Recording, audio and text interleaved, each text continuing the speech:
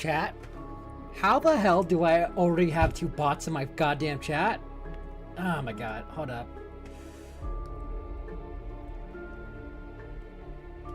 Try this.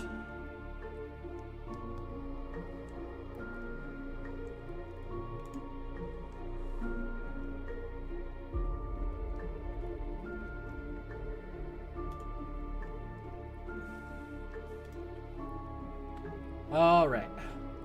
One sec, you guys. I'm just finishing off making a tweet.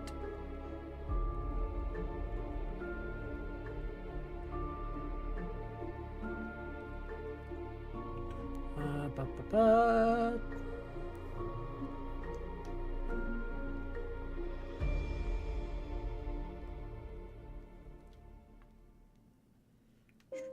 And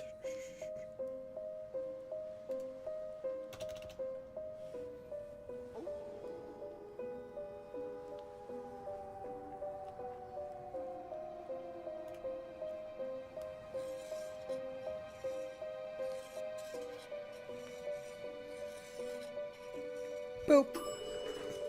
Hello. Welcome to the Dragon Horde Inn. Shit, now, why do I keep on saying inn? God damn it. Welcome to the Dragon Horde Hotel. I'm your host, the Big Cookin'. And I'm gonna start with the Dracula voice. That was really bad. Holy shit. I am not an impressionist, and that was just shit. Anyways. Let me get rid of this so I don't have to pay attention to that. Okay. Wait, did I already say that? You know what? Fuck it, we're doing it again. Fuck it, fuck it, fuck it, fuck it. Welcome in, everybody, to the Dragon Horde Hotel, where once you're part of my Dragon Horde, you'll forever be known as my treasured guest. I'm your host, Dragon Boy Coconut, and welcome on in, and I hope the beginning of Spooky Month is going well for you guys. There's not much I have plans for this month. I think the main games that we will be focusing on is definitely going to be Evil Within and Path of Exile 2, because I've really been wanting to play that one lately. I don't play a lot of MMORPGs, but that one is probably one of the few that I actually play. I'm just gonna turn down just a smidge.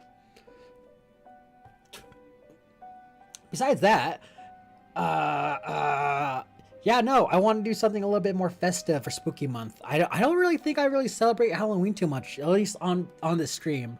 Halloween kind of like died for me after a couple years. I don't know. Getting more about, like, at the very least going to the bar or hanging out with people. And even then, you know, it's just like meh.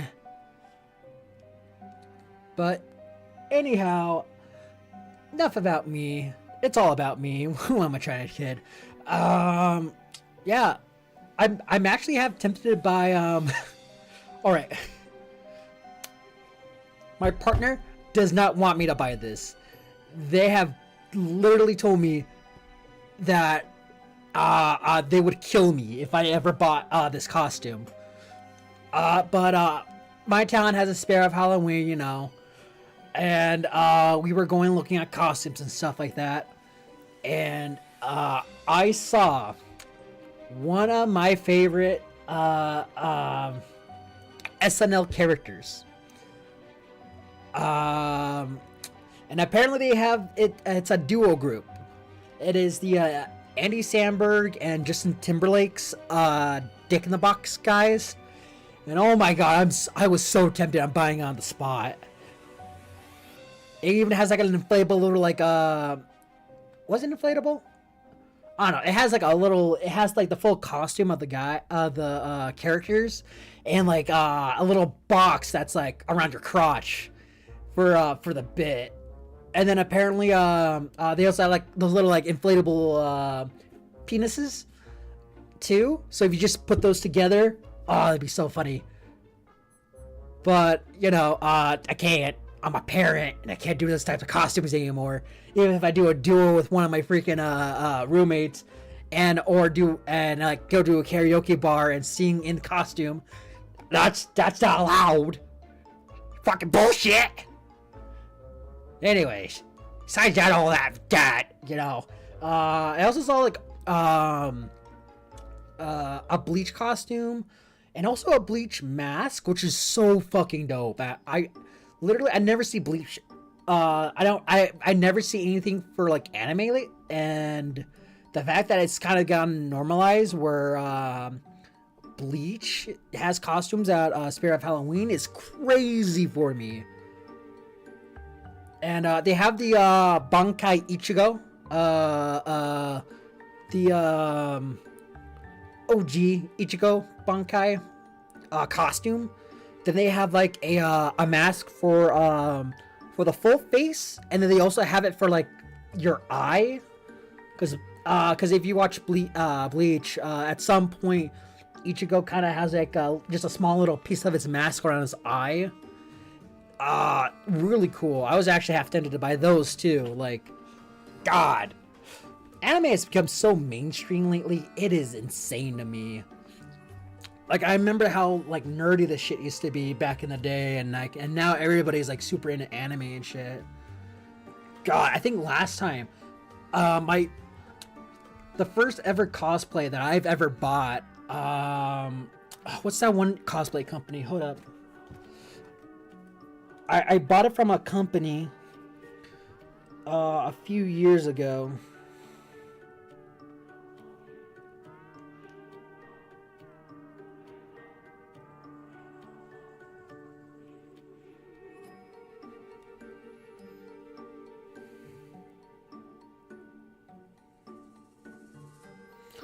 Give me one sec. I'm looking for the company right now. Because I wasn't that creative when it came to sewing and like crafting and stuff like that for cosplay.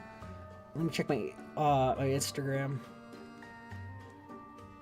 Easy Cosplay.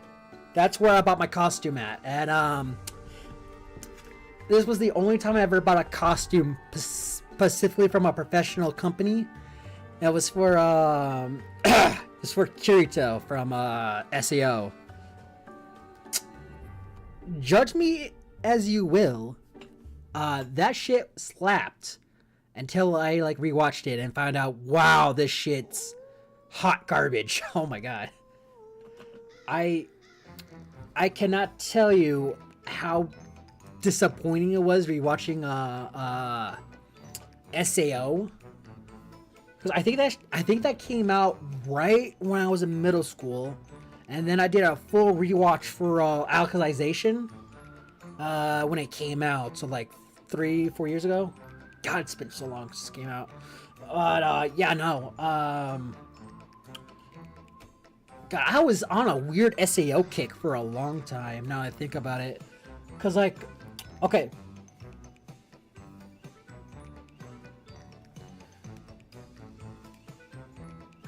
What's going on?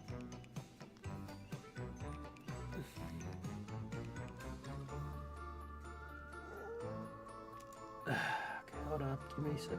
Dude, why are these bots just coming at me, dude? I got 3 bots on Kick following me. Or not even following me. Sorry, let me rephrase that. That are like messaging me and shit. I have to ban every one of them. It's starting to really tick me off. Like I didn't realize how bad the bots were on Kick. Twitch is not really. It's doing something, but it's also fucking with the algorithm and like the viewership for other people. Some people are thinking that it's because of they're trying to go for bots, and if you're like a what's it called, a lurker, it's like fucking with your viewership. And then other people are saying it's also part of the ad block thing that YouTube's doing, where they it doesn't count you if you're using like an ad blocker. And god damn, I need to get rid of this chair. It's starting to peel really bad. Anyways, shit, dude, I am just talking today. I guess I don't really do a lot of talking streams, which I gotta try and practice doing more of. Cause like, I don't know, man. I have a lot to talk about, but I'm very bad at putting it into a structured conversation and structuring how I want to talk about things and do things and all that stuff. Anyhow, uh, uh, uh, uh, er, er, er,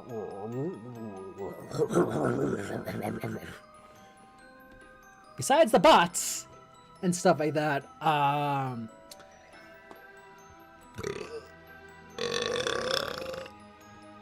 yeah, Halloween. I think, was it last year? No, about 2 or 3 years ago. Now that I think about it, I went to the bar with one of my buddies, and I was like on a budget basically because I couldn't like, because I was like last minute trying to build like a Halloween costume and stuff like that. So what ended up happening was I went over to Hot Topic, bought like a Naruto sweater, the one that looks like it's for like Genin or like Sanins or whatever, right? And I ended up buying like a, what was it, like a Fortnite mask, and that was my ghetto Kakashi mask. And nowadays you can just find that shit now. Like literally, we were going through like all the costumes and stuff like that, and I found myself a Kakashi mask, and I was just like, or not Kakashi mask. God, I'm old. An Ambu mask. Fuck, I think it is fucking crazy how much age can fuck with you. Because I used to be able to like off rips use all the right terminology for each fucking series and stuff like that, and now I'm realizing I'm starting like sound like a lot like my parents when they're trying to describe like what TV shows what TV shows are and stuff like that. You know what I mean? Like, I don't know. I just I guess since it's not my main focus anymore, I just don't care as much about describing stuff. I hate that. I really do hate that. I love Naruto. Yeah.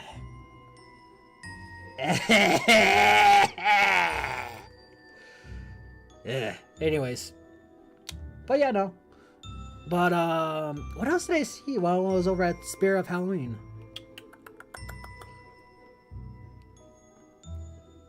Hell, actually, now that I think about it, I even saw like a Bleach mask and a Bleach Bankai Ichigo over at Walmart too. Now I think about it, they had like the robes and everything, except for the sword. Though I have a bunch of black swords that I could probably just like put them in and stuff like that. Anyways, oh, hold up, something's going on.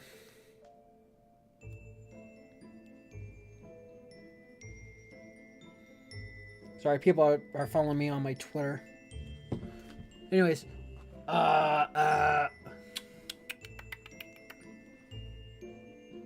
man, I saw a couple of like small little Pokemon costumes that were really neat and stuff like that.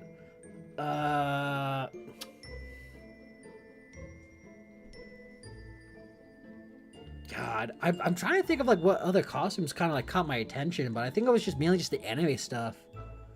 Cause I remember it used to be so hard to find that type of shit growing up, and now it's just like so easy to find nowadays. Speaking of anime, I've been watching a lot of like small shit lately.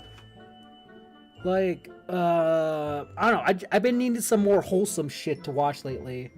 And let me pull up my Crunchyroll, see what I've been watching lately. Let's see. The Water Magician, I think it just ended. I don't know. It just came out with its 12th episode, which it's normal for like a season to end with 12 episodes. And I really wanted more.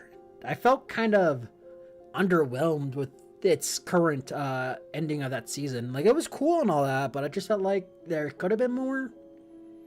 I don't know. It was very unsatisfying to me. Didn't properly build up and ended the series. So that's my opinion on the Water Magician. Hopefully there's more to it. I've been watching The Saints' Magic Powers is Omnipotent. That show, I think I've talked about it last stream. I'm on like episode 10 on the second season. It's okay. It's definitely not my cup of tea. It's definitely more for women, I guess. It's like a women fantasy type thing where like they get isekai'd and now they have like a weird harem of men, or specifically one guy that they really like, you know. The actor teams are actually pretty good. They did use their money wisely. Just very oh my god, I got like a back case of the hiccups. Hold up.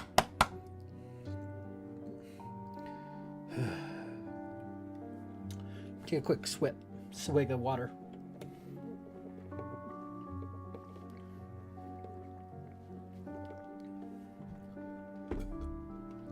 There we go.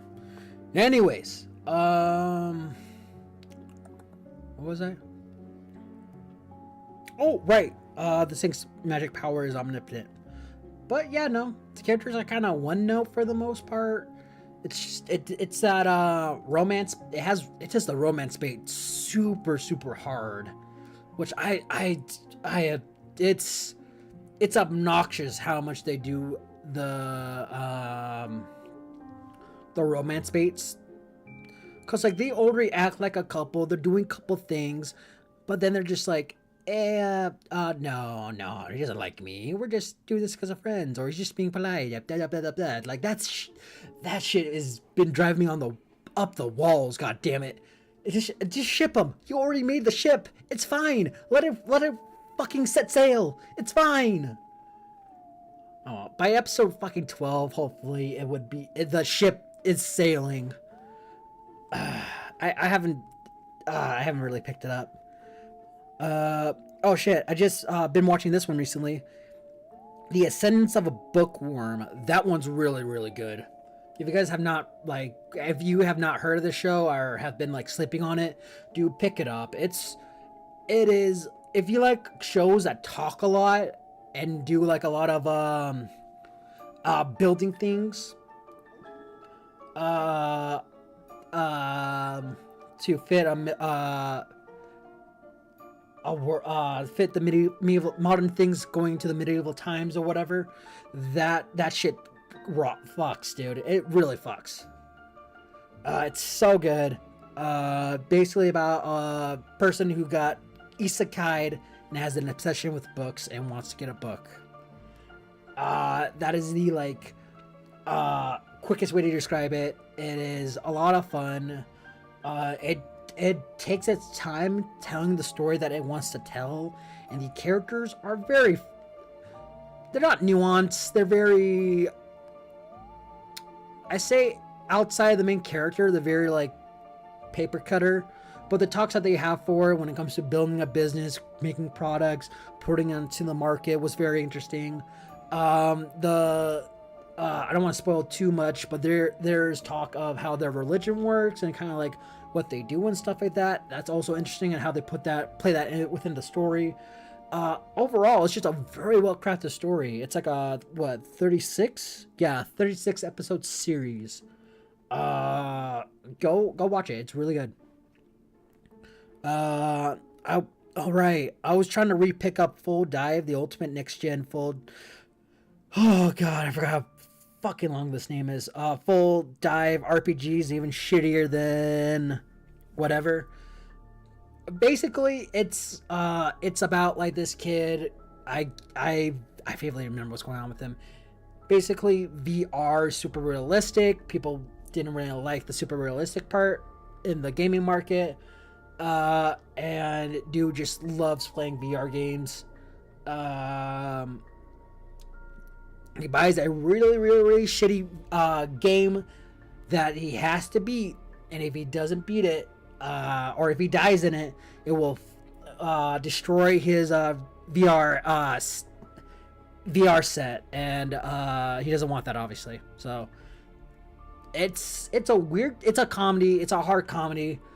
I think I was trying to start it, but for some reason I just stopped. Maybe I just like wasn't in the mood for it.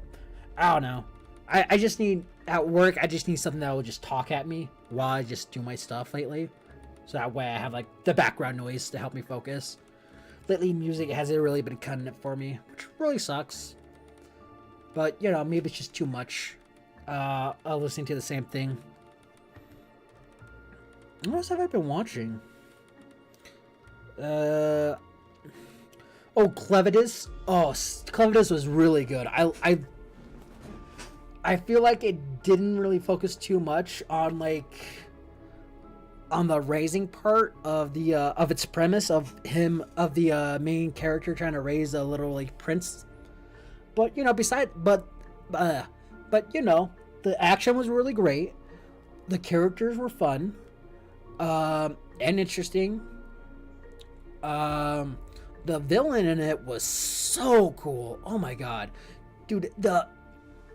I don't know how much this production was, but god damn, they used their fucking animation money so fucking good. Pick up Clevitus. Basically is a story about how one of these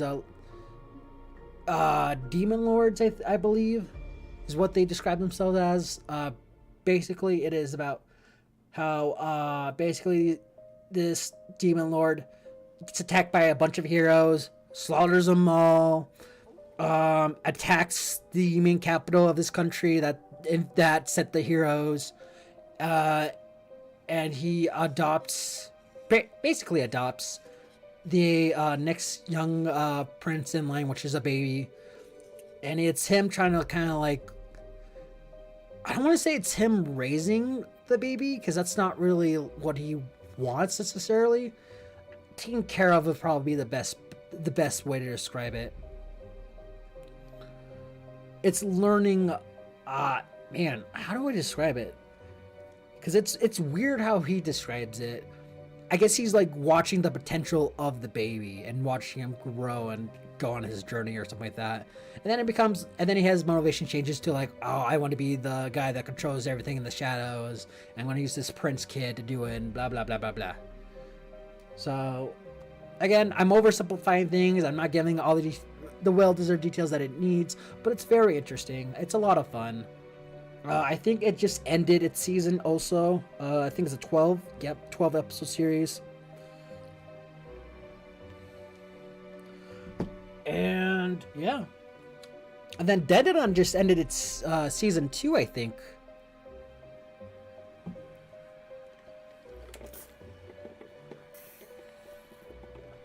Damn, a lot of shit's already ending. God damn it, frickin' fall. Stop ending my shit. Anyways, but besides all that, oh, hold up, I got a text.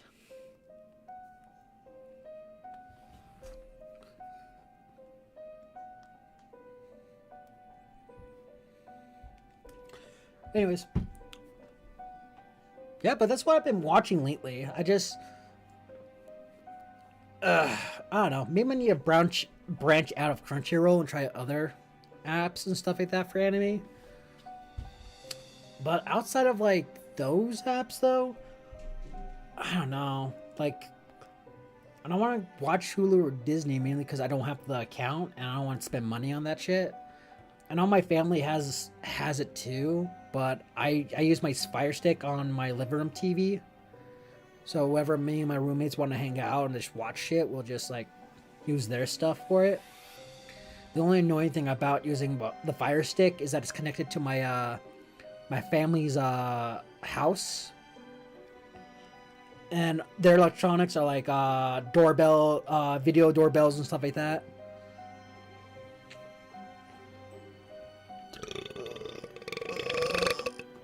Excuse me.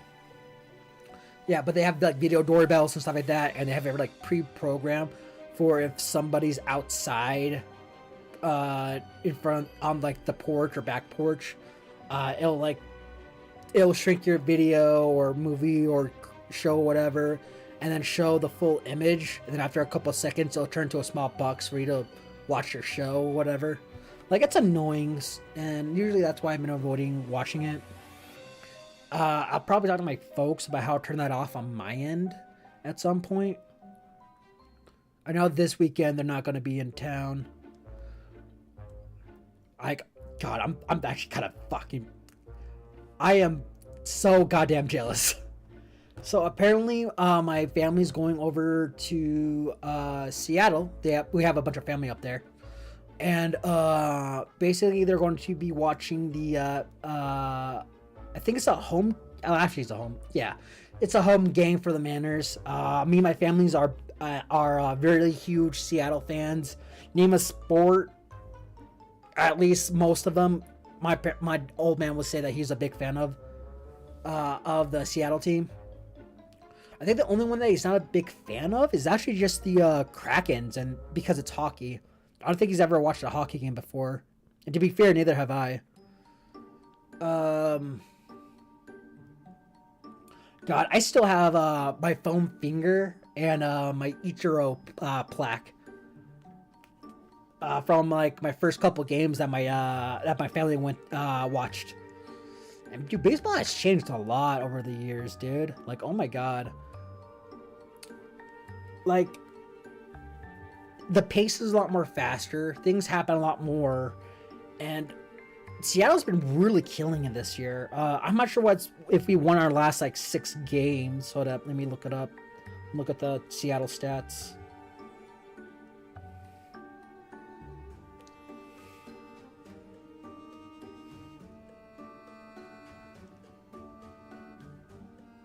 Oh, fuck, dude. Dodgers been kicking our asses for the last 3 games.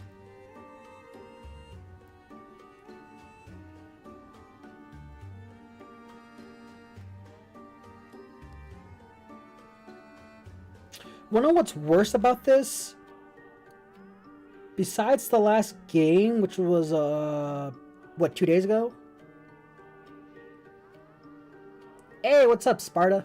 Right now I'm actually talking about the Seattle Manners, because I don't know how I got onto that topic. Besides, oh my God, I'm so flustered because I'm looking at the stats and also looking at my screen. Anyways, short version of the story. Seattle lost the last couple games against the Dodgers, right? LA Dodgers. Yeah, which isn't super surprising. LA's really... No, baseball. Football just started this year, and from what I know, I think Seattle Seahawks won their last game, but I didn't get to watch it. But yeah, baseball-wise, Seattle has been getting their asses kicked by the LA Dodgers. The first 2 games weren't bad. It looks like it was like 3-2, 5-3 on their second game, but they got dominated during their Dodgers game. It was like 6-1 in that last one. And then 2 days from now, they'll be going against the TBD.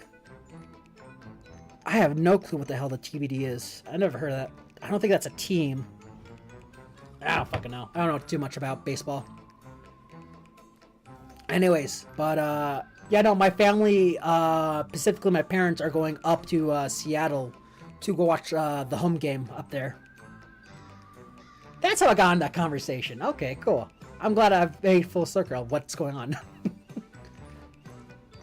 Anyways, but yeah, no, I'm so fucking jealous. I haven't been to Seattle's game for I want to say at least 2 years, if not 3.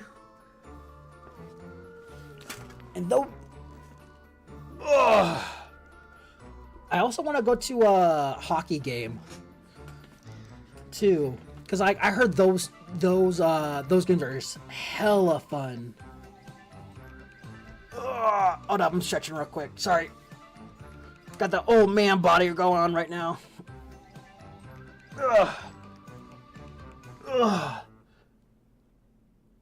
Okay, there we go.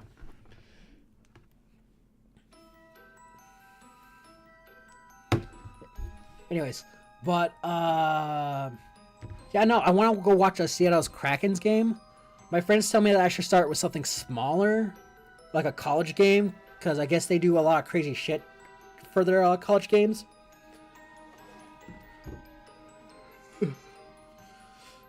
If that or, God, I also want to go to their all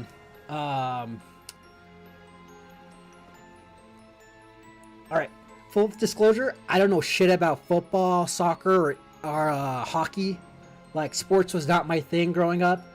I was very good at baseball, but then I just grew out of it.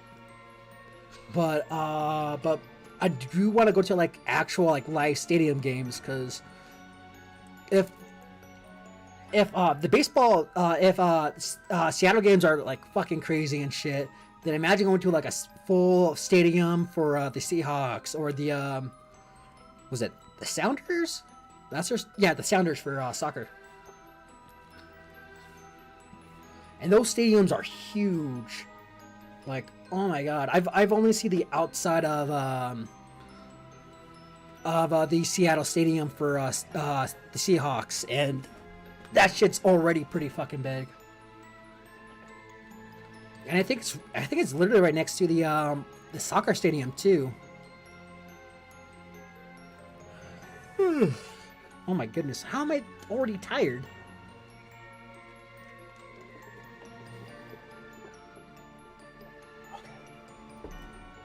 Anyways, but yeah, that's my sports talk.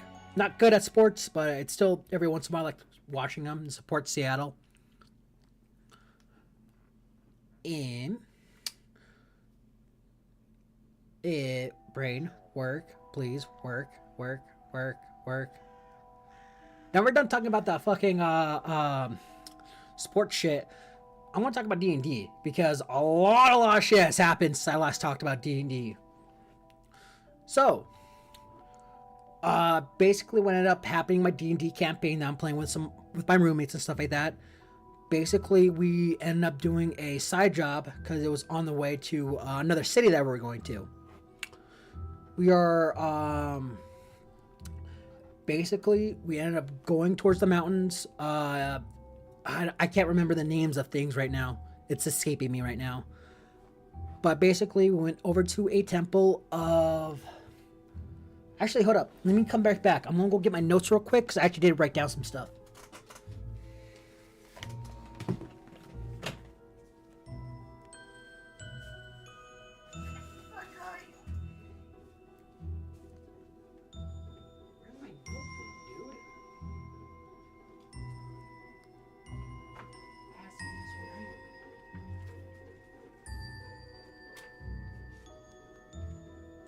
Yeah, there we go.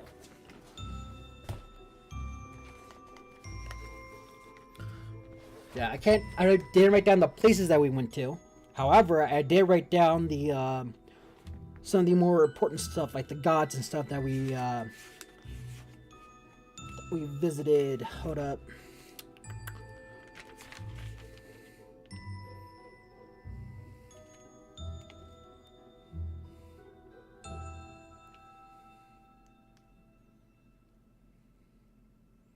Okay, so basically, we flew all the way over to an Ilmir temple. Ilmir is a goddess of the Drow. She's basically the good Drow goddess from my memory. This is based off of what's it called? Hold up. This is based off the Wizard of the Coast lore. Wizard of the Coast world lore.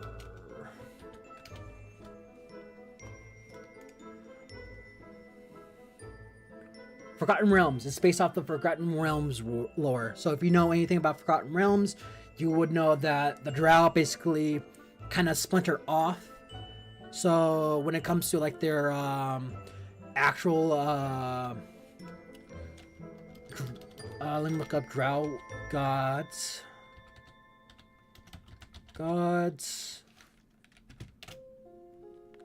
There are two gods specifically. Lolth, the Spider Queen. So whenever when you hear Drow, you see that they have like spider bodies or some type of spider anything.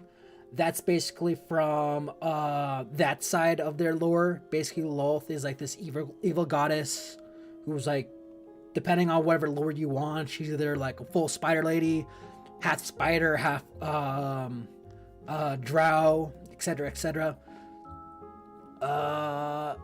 And then Elistray, goddess, includes the beloved goddess of the surface.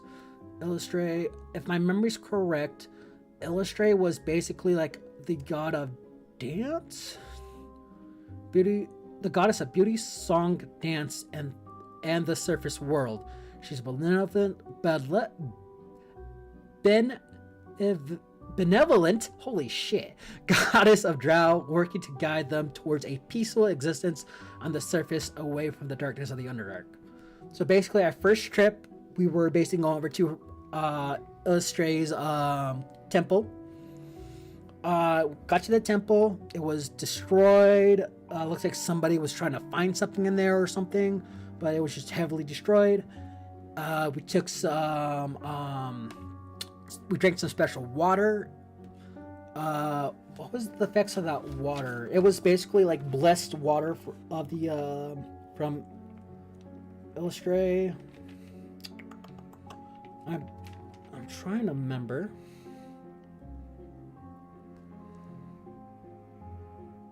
Okay, so the water that we drank was basically casting Beacon of Hope, and it would last for an entire week, which I still have water skin for the Beacon of Hope. So I remember that was my boon that I got from there.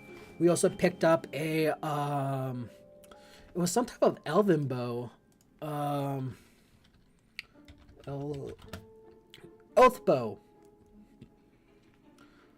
So let me look up what the oath bow does. So basically, if you have an oath bow, you have to be specifically an archer for it to work the best. When you make a ranged attack, roll with a weapon against your sworn enemy. You have advantage on the roll. In addition, your target gains no benefits from cover other than total cover, and you suffer no disadvantage due to the long range.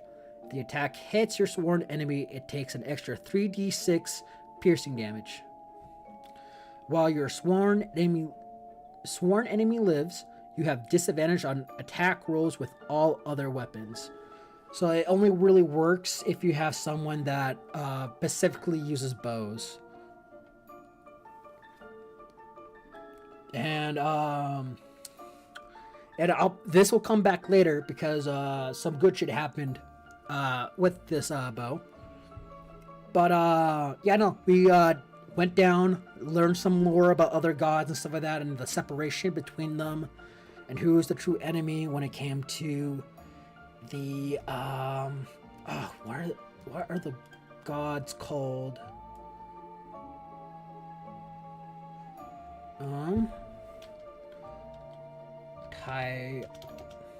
Tyrant god.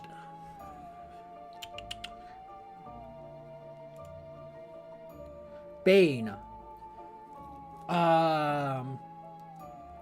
We learned a little bit more extra lore about the Baneites and how the temple was kind of connected to the enemies of Bane and stuff like that. We then, on our next adventure, we then went to this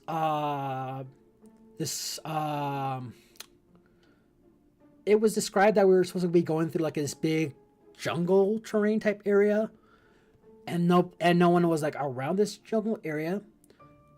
But when we got there was this really weird city or not even a city, it was like a little township. Everybody acted very weird. It gave off NPC type energy, or like kind of like this weird cultish hive mind type energy, and all of our characters were super confused on what was going on and stuff like that. We met with with their leader. Was it like Tyrant or Tyrant or something like that.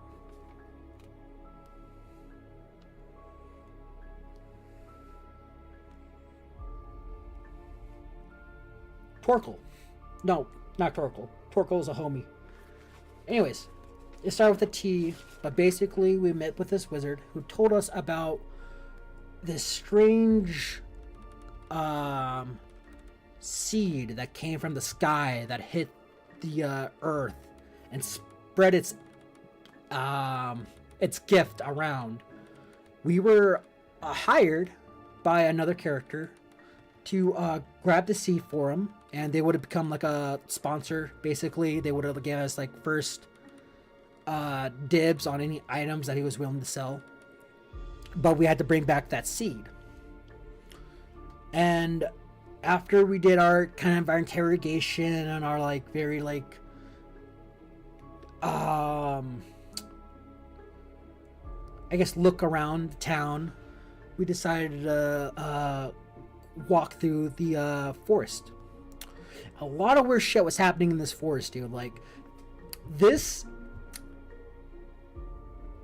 would have made the best horror session if for Halloween. And basically what was going on is, as you enter the forest, we were warned about this red moss that comes out during the nighttime, and to always put alcohol around our little campsite so nothing bad happens. And as we're going through the forest, going through like the moss, because apparently it's not as deadly as it is during the day, everything seemed unnatural. The music was just the GM did such a great job setting the tone of the entire session. He had the right music for it. You knew when to like pause the music to kind of let the silence kind of take over and make us kind of like jittery and scared a little bit. Like, he did a fucking fantastic job. And as we're going through this jungle, we had to go like through a river, right? And this weird thing about this river is that when you step onto the water, it doesn't feel like water is like passing through you. It feels like you're like on like a ceramic wrap or something as you're like stepping into it. Oh, like rubber. You're stepping onto like a rubber. And as more weight's put on it, you kind of break through the surface and you're like in the water. And as we keep on walking forward through this little river, we also notice that there's some fish, which is like the first wildlife we've seen going out throughout this forest. And these fish, they don't have a face. There's not a mouth, there's no eyes, they just don't have anything at all. And they're just kind of they're swimming, but it's weirdly still in a weird way. The best way to describe it. Like they're following the current, but they're like barely moving at all. And like as we're like going around and like kind of like waiting for everybody to get through, you know, making sure that we weren't like ambushed or attacked or something, I made sure my character to look around with his scope. And I found a weird deer man. Like it was deer shaped, but his body had the physical features of a human. Like it was just staring at us, and it didn't do anything to us. It just saw us and then moved on. And when it got dark, and mind you, as I'm explaining this all happened in game. This all happened in one day. So we're seeing a lot of weird people. We're seeing a lot of creepy shit. We are just on edge the entire time because we've been warned that whatever happened to these lands, it changes people. The wizard is the only guy who's gone to the seed and came back, and he has been giving gifts to all these people, to all these weird, strange people. And we're told by this man that this is a benevolent God. The seed gives to you, it changes you in the best ways. Gives you peace of mind. So oh god, we're all on edge. We're kind of worried about everything, and we're warned that we need to. Let me look at my notes real quick. The background was bad. Stay away from the lanterns.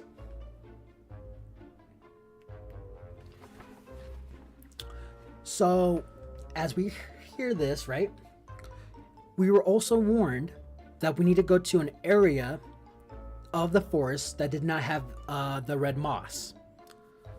Those were also the safe zones. We couldn't make it to that safe zone, so we had to like put the alcohol around us so the red moss didn't try to kill us, or did whatever it tried to do. We were all kind of experimenting, trying to figure shit out, and all these weird little lights from these plants just started to kind of like turn on, like this nice glow was surrounding us. It seemed like they only turn on when it's completely dark. And as we're switching shifts, one of my friends decided to try on the spell light, see what would happen if these weird little flowers would turn off.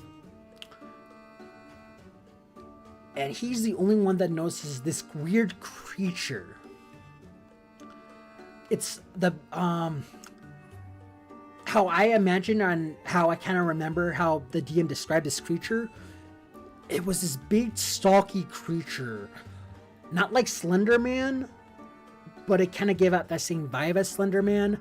Very stalky. If you've seen The Amazing World of Gumball, and you see that one weird hairy guy in the dark, that character, that's how I saw that character as.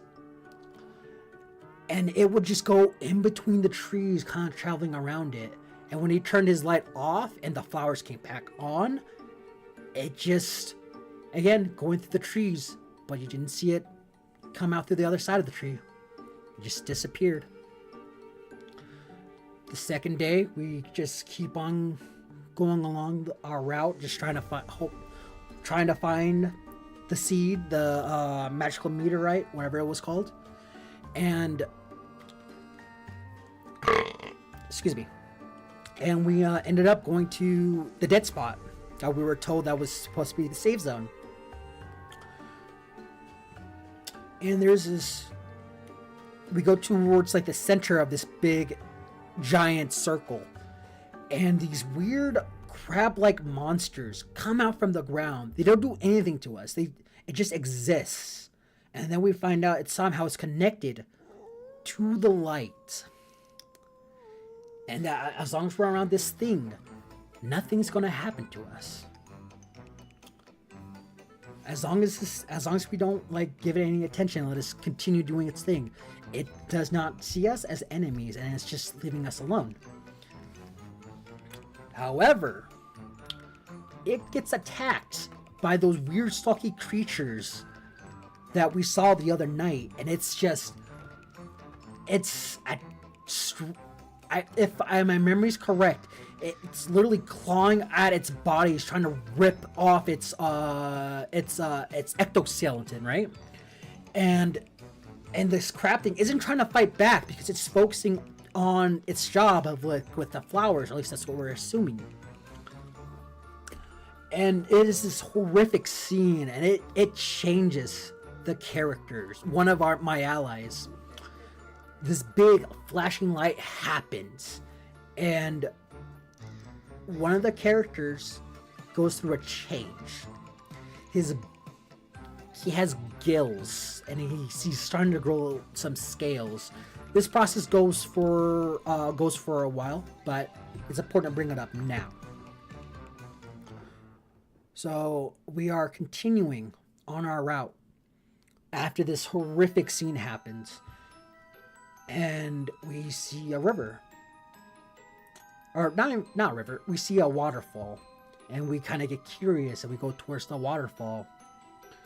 We check inside, and we find like this whole bag full of books and stuff like that.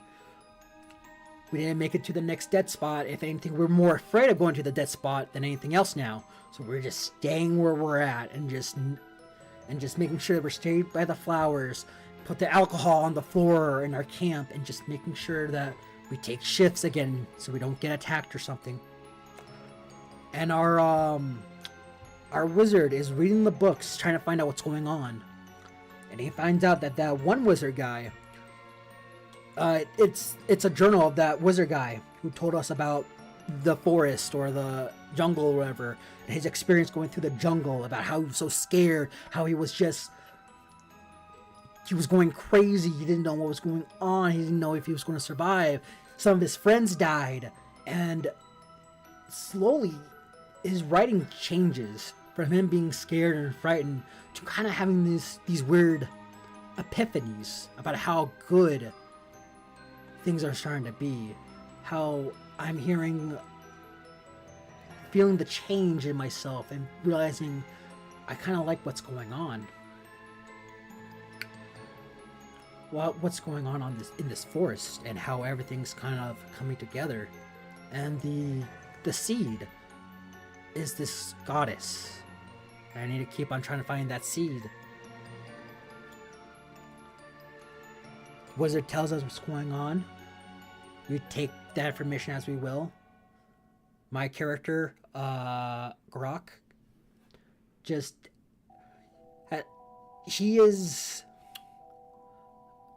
not the smartest character, but he is, what's the saying I'm trying to look for? Something bliss.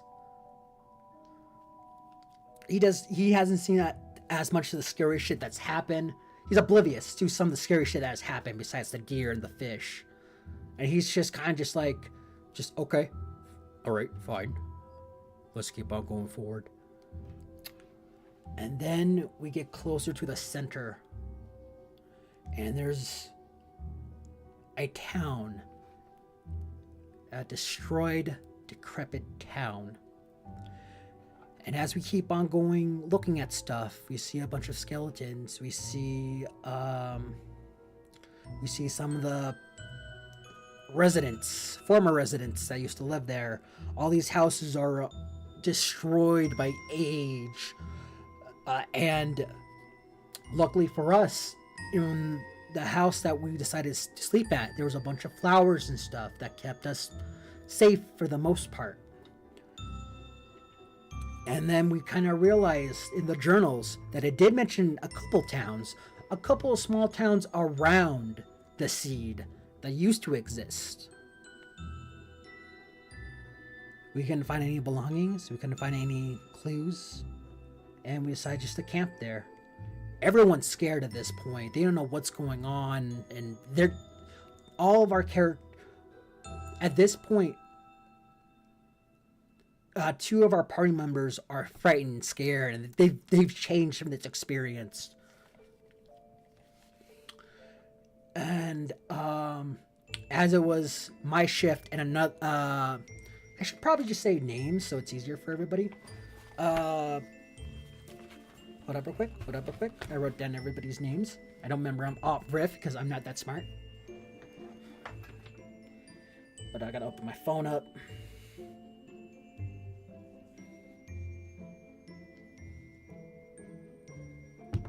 So we have Loken, the unfortunate Azamar that became a Bay Knight. We have Victor, the luckiest man in the world. We have Galen,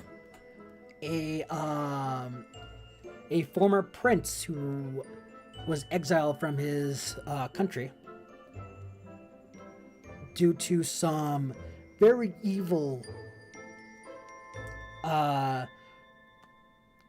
ne'er-do-wells in his kingdom. And then Grok, which is my character, a man who used to work for the interim but decided to go on his own to find adventure. So, Victor and Galen. Victor is the one who got the weird fish gills going on, and his body, from what he can tell, is slowly starting to go through like a metamorphosis or a change. And Galen was terrified of what was going on between the tree man and the crab monster lantern thing, and the fear is kind of getting to him. They go to sleep, and it's me and Loken's turn to take watch. And as this is all going on, there's this big storm that's kind of happening outside. And as the storm is getting closer and closer and closer, and it's getting stronger, the winds are getting stronger, and it pushes open the door. And as me and Logan kind of look outside where the opening's at, we see a lot of bright flashes outside. Creatures moving in the dark. Loud thunder booming outside, and what we can hear is also weird creatures in the sky, sounding like whales. And as this all happens, Loken mentally is fine. There's nothing wrong with him. No mental change. Nothing. But Grok has never felt anything like this. This is a new feeling for him. This fear has taken over him. And he has this strange urge now. This strange urge to make a spiral. Because in all the legends that we're told about the seed, it starts off like a spiral.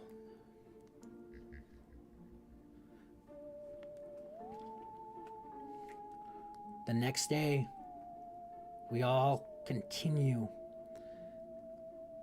We keep on pushing on, and as we're getting closer, the woods are getting thicker. There's like vines blocking our way, and we had to keep on pushing on, cutting these vines apart. And we barely make it to this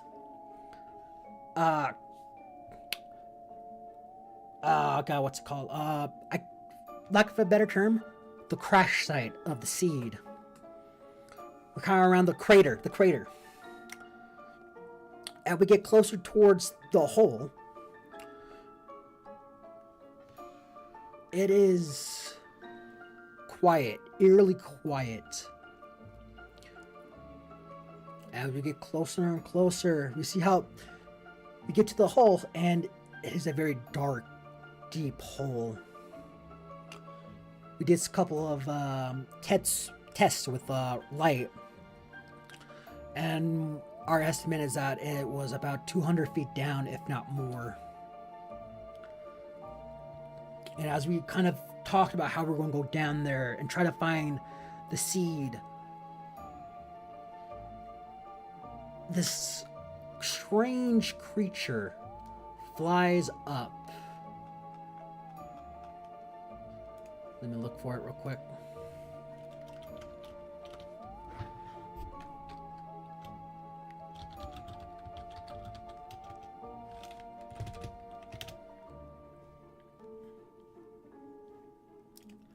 Give me a sec.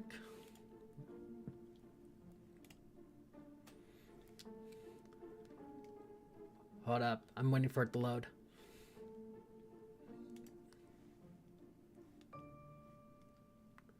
Dude, what the frick? I just wanted the image.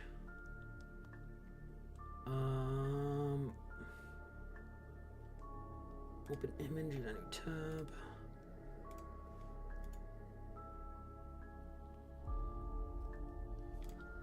Give me one sec, chat. I am doing that. Alright, and then image.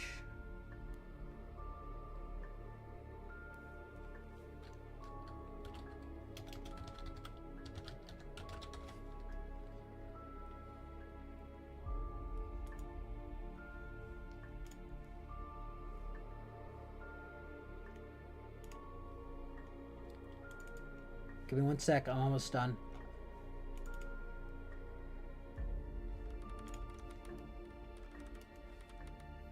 You see this creature right here.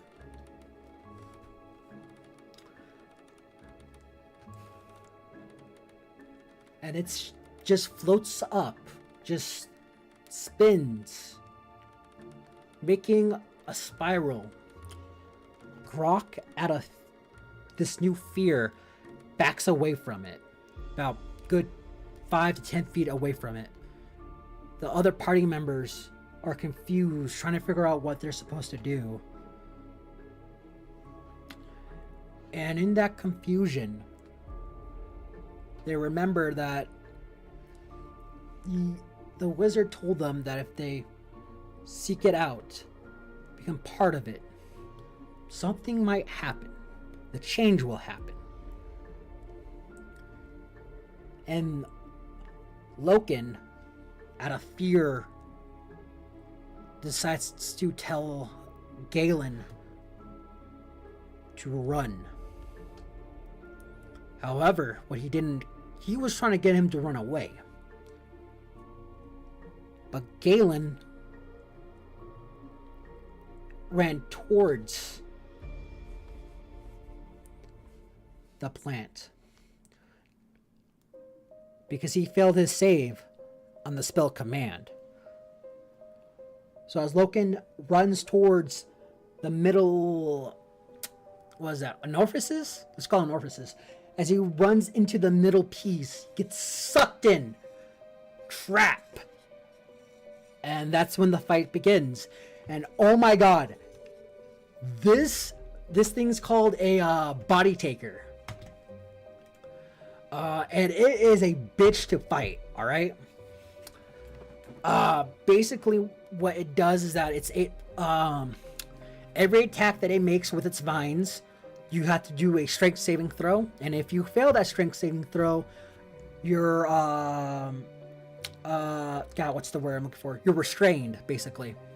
So any attack he does to you, he has advantage on, and if he, I believe if he rolls a certain way. Give me one sec.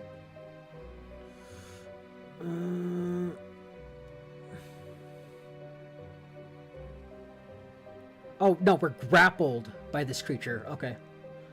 And the target is restrained when it's when it does that. And it also has multi-attack, which also makes it worse, because we don't have multi-attack yet. We're only level 4. And we're going against this fucking weird-ass fucking creature. So, after a while, once a creature is grappled by the plant, it can entrap them in one of its pods, right? And they're basically, they're restrained, they're basically stunned, and they get 1 level of exhaustion. Which is... God, it's bad. It's so bad. This thing's so...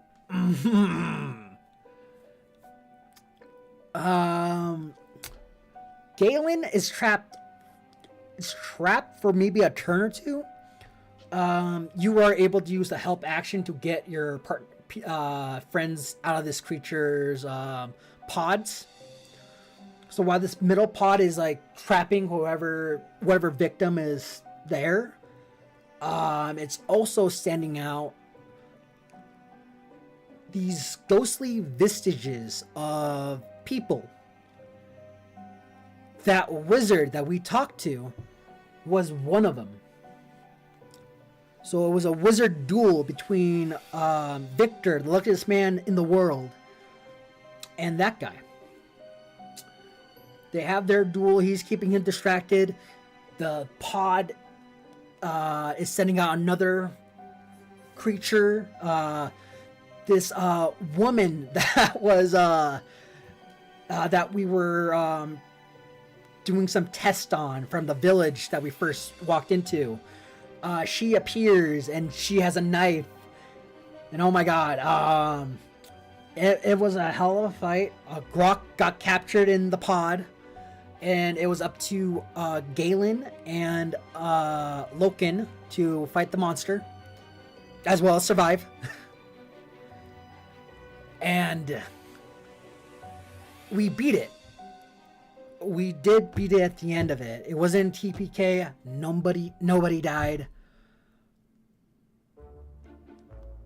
And as it dies, it turns back into like a small little seed and kind of falls back into the hole. And everyone is traumatized from this entire trip. They're freaking out. We were lucky to survive that encounter, and we all agreed, let's get the fuck out of here. The fucking magic shopkeeper guy, whatever the fuck his name is, fuck him. We're out. We're done. We done all we can. If he wants to go pick it up, he can go pick it up, and we don't have to worry about shit. And as the four heroes walk away, returning back to where they started, things were happening. Things that they didn't see or didn't know what was going on. Something that I forgot to describe because I'm barely remembering it. But the weird skinny tree people, they appeared when this monster showed itself. These weird creatures witnessed the battle and disappeared when the sea disappeared. And as everyone goes back to the town from the beginning, the weird tree creatures still exist. And they return to the hole where a green light starts coming back up. A small seed shaking a little bit as if it's trying to grow again.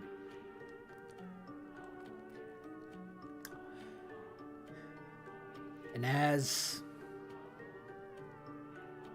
that happens, the heroes don't know that what they fought could come back. And as they walk towards Juneau,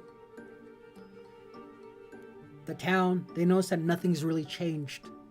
Everything's still the same going through this jungle. The only thing,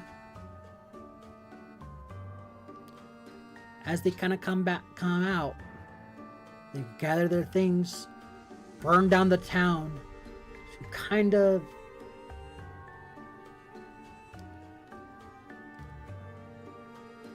maybe it's to help them to forget. Maybe it was just because they didn't want anybody else to be tricked by these creatures.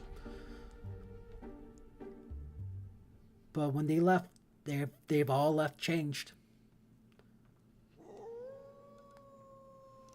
I'm not gonna lie, that fucking howl really scared me a little bit. But yeah, no. So, oh, I forgot the most important part of that. Damn, I'm very forgetful. Basically, when they arrived back into town, everyone was gone. And then we kind of clicked that, hey, all these people, that they might have been older residents that the body snatcher took over. They were never alive to begin with. They were just vestiges of what they used to be. just skin suits, little puppets for him for it to control.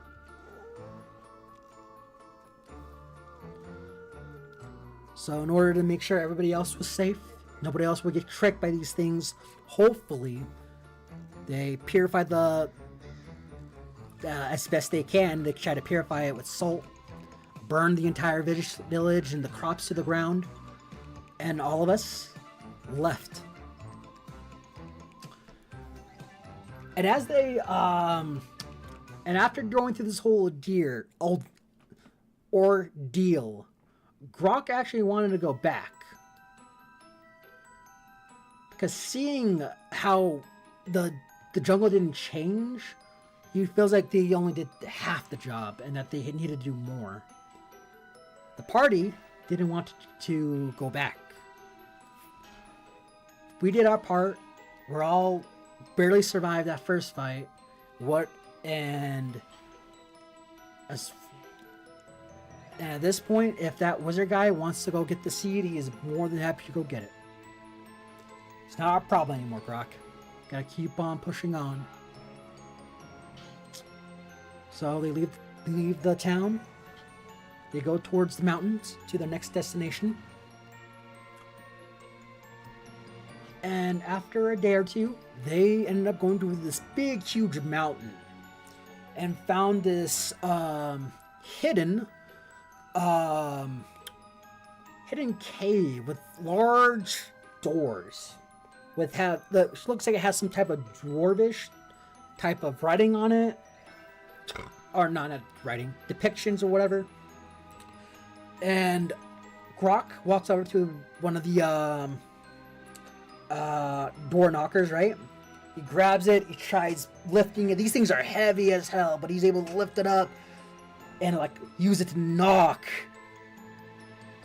Everyone else freaks out because you know what's behind that door. This could be fire giants. This mountain, from what they know, used to be some type of volcano or something, right?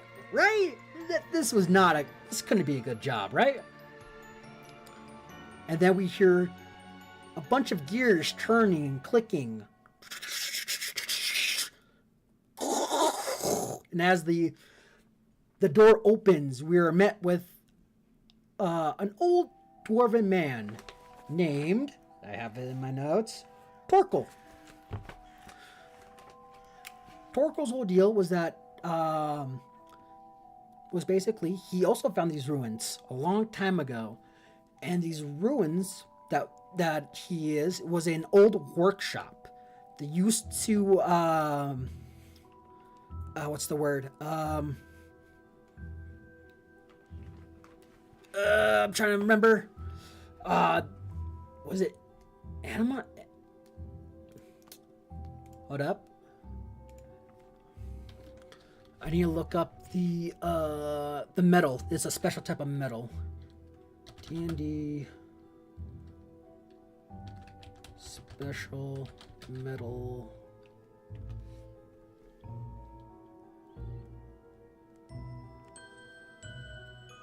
Adamantine. This was an old forge that they used to use to craft adamantine metal.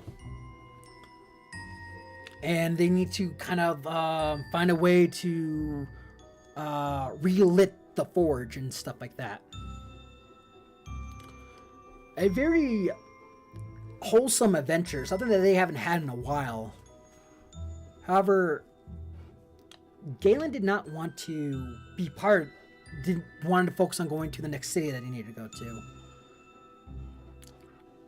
He was very much on edge, and everyone else, for the most part, well, actually, even Victor, seeing his change, wanted to also leave and try to find out how to cure himself of whatever affliction was put upon him.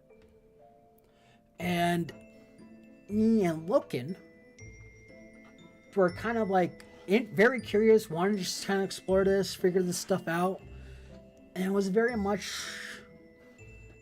butting heads. Rock even went so far to say, when Loken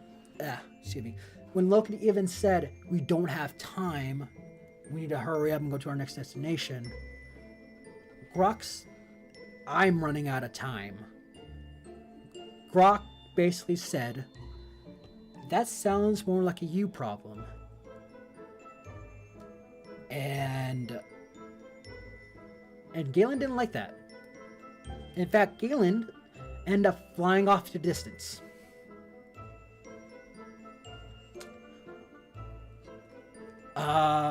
He's on a griffin, which are very fast creatures. I think they can go like 80 feet.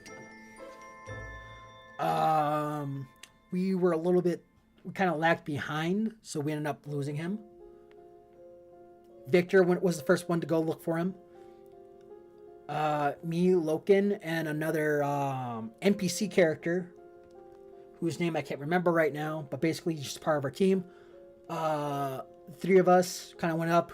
They found like a small little area to camp at. I flew back over to the dwarven place so I can just, hopefully safely, get some good rest. Victor couldn't find Galen, so he came back. He rested over with the dwarf with me. We do our long rests. Loken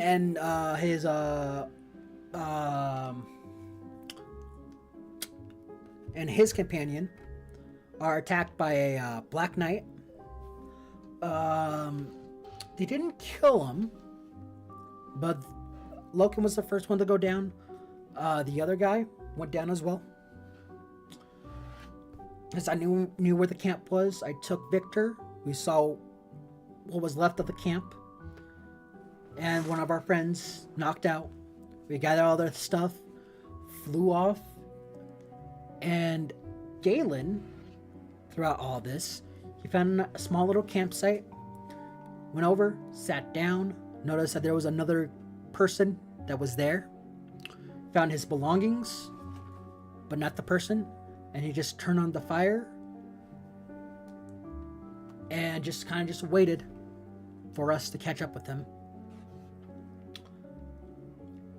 And throughout that time, as he waited, the next day, the morning, he is greeted by said Black Knight who has Loken.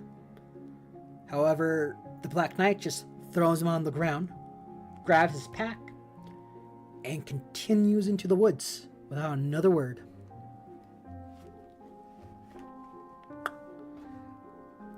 Everybody at this point, Grok and Victor find the fire, sees the rising smoke, and just follows it to the campsite. And they finally bumped into Galen and Loken.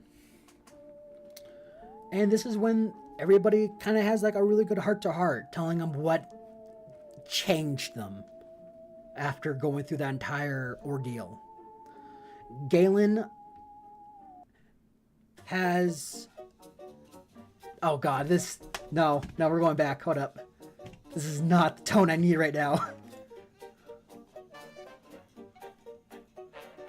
Oh dear. Oh my. Where is it?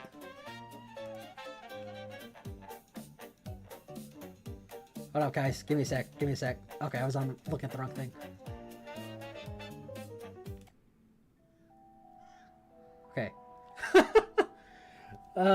Shit. Anyways.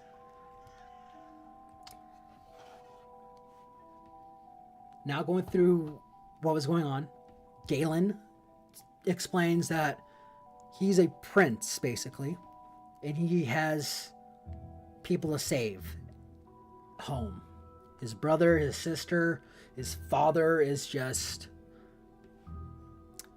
not himself. He's not mentally well. Something in him snapped and he's become some form of tyrant or something. And Grok then explains, let me finish this whole thing. And Galen realizes the time that he has left and he needs to kind of just focus on saving his friend, his people, his family. And that's why he's so on edge, because he has so much to do. And Grox finally kind of spills out what's been going on with them. Ever since those events, whenever he feels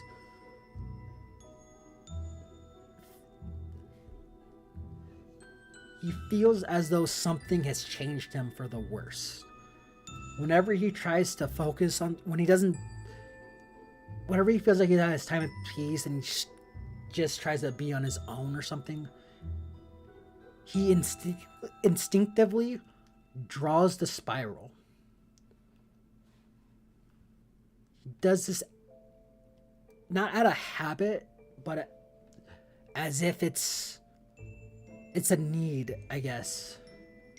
He doesn't like that he's drawing the spiral because he remembers what it represents, and he gets scared, he gets angry. He's been trying to hide it as best he can. And because of this change, it felt like it's makes him more hesitant to fight now. He's more fearful than he should be.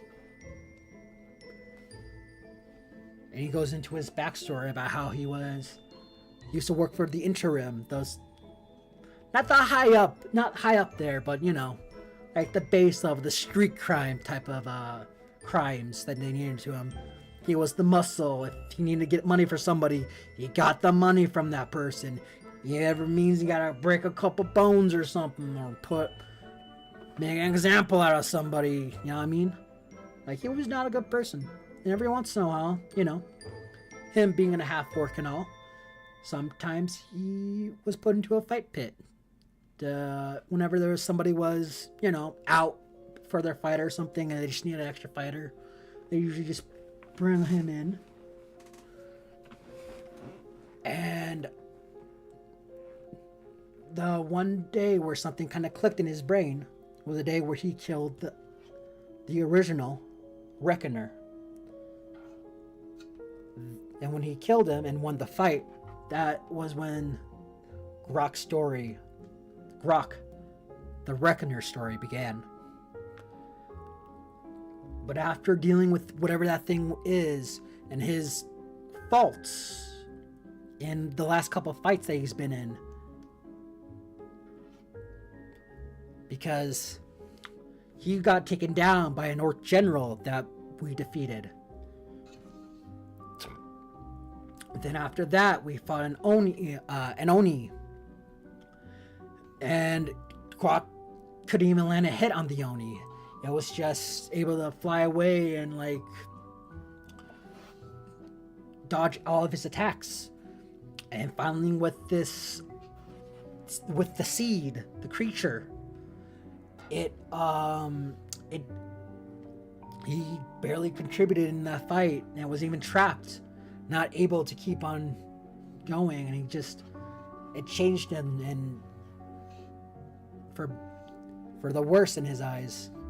And having this heart-to-heart with everybody, Victor even kind of went into why he's freaking out about his transformation. He doesn't know what's going on with his body anymore, and now that he has the gills, the arms, and the lung, sorry, not the arms, the scales growing on his arms and stuff like that, he's worried for himself. And Loken was the only one that kind of came out of this unchanged. He came out normal, or as himself, I guess, for lack of a better term. And after this hard heart, we go to this very big city. I don't remember what it's called, and I forgot to write it down. But it was a very big city, not our destination, but it had a bunch of different churches and stuff like that. And our hope was to cure Victor of his ailment. And we go to the God of Luck.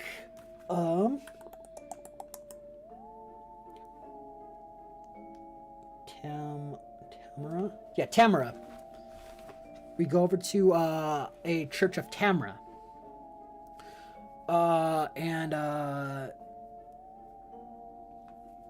Sorry, my brain dying.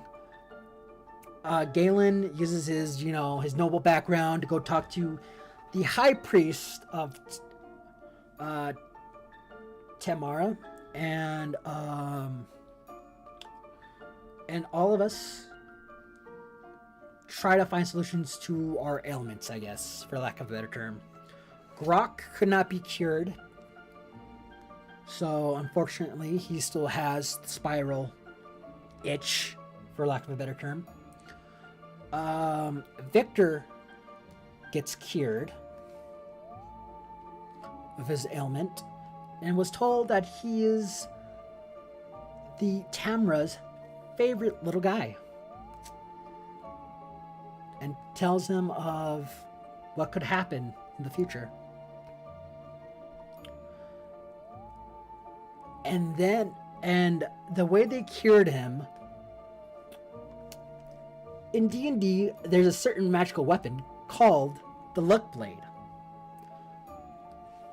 Now, what does the Luck Blade do exactly, besides some major power into hold up, Luck Blade. Hold up. So basically, in D&D, the stats for it, you get +1 to your attack, damage, and to your saving throws. Really good. Not a lot of items gives +1s to saving throws, so that's great. And it also has the, I think the luck feat.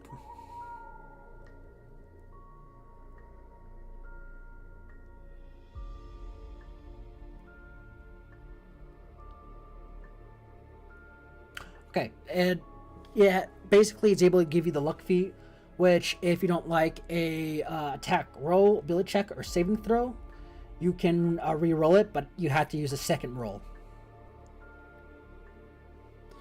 The property cannot be used again till next dawn. So, yeah, basically it just gives you a free re-roll on any of those things. And the most important part of the Luck Blade, it can cast the best spell in the goddamn game, Wish. In order to cure my boy, they had to use a wish to get rid of his affliction. And Victor is back to his old self.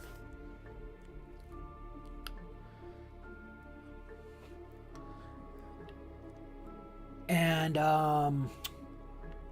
Loken has been trapped in this weird armor. On our very first adventure, with the party, we go to a Temple of Bane. We find a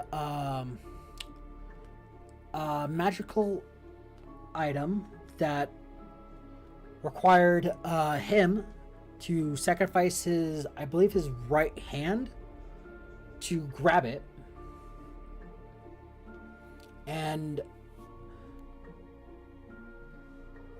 to be clear, basically to grab it, he has to make the Banite's armor hand is not attached to him, which is just mage hand. But yeah, he uses it, grabs it, and after that, he dies in one of our adventures. Unfortunately, he dies, but gets brought back in full plate Banite armor. So he basically got the guts armor, and now he's kinda under the tyrant god's thumb, right? And now he sees this, what's going on. Oh wait, hold up, I have a bot in my chat. Give me a sec. Give me a Discord name. Why is the same goddamn profile picture? All these bots have the same goddamn profile picture, and it's so goddamn annoying. Alright, anyways, sorry I got distracted. And look at seeing everybody's getting help, right? He decides to also ask for help, by this high priest. And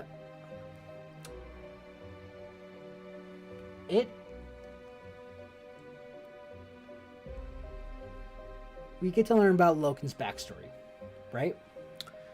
Loken was raised in the streets in Waterdeep. He was basically an urchin. He gets adopted by this by, I think it was a green dragon, ancient dragon. And he is raised by this dragon, who was a terrible parent, basically like beats him, stuff like that. You know, if you stepped out of line, bop. Just very subservient to her. And she raises him so that way he can go to the Hells to bring back... Oh God, what's the dragon god? The dragon of destruction. I think it was Bahamut? Might have been Bahamut. D&D Dragon God. Yeah, Bahamut. Oh, no, not Bahamut. Tiamat. Right?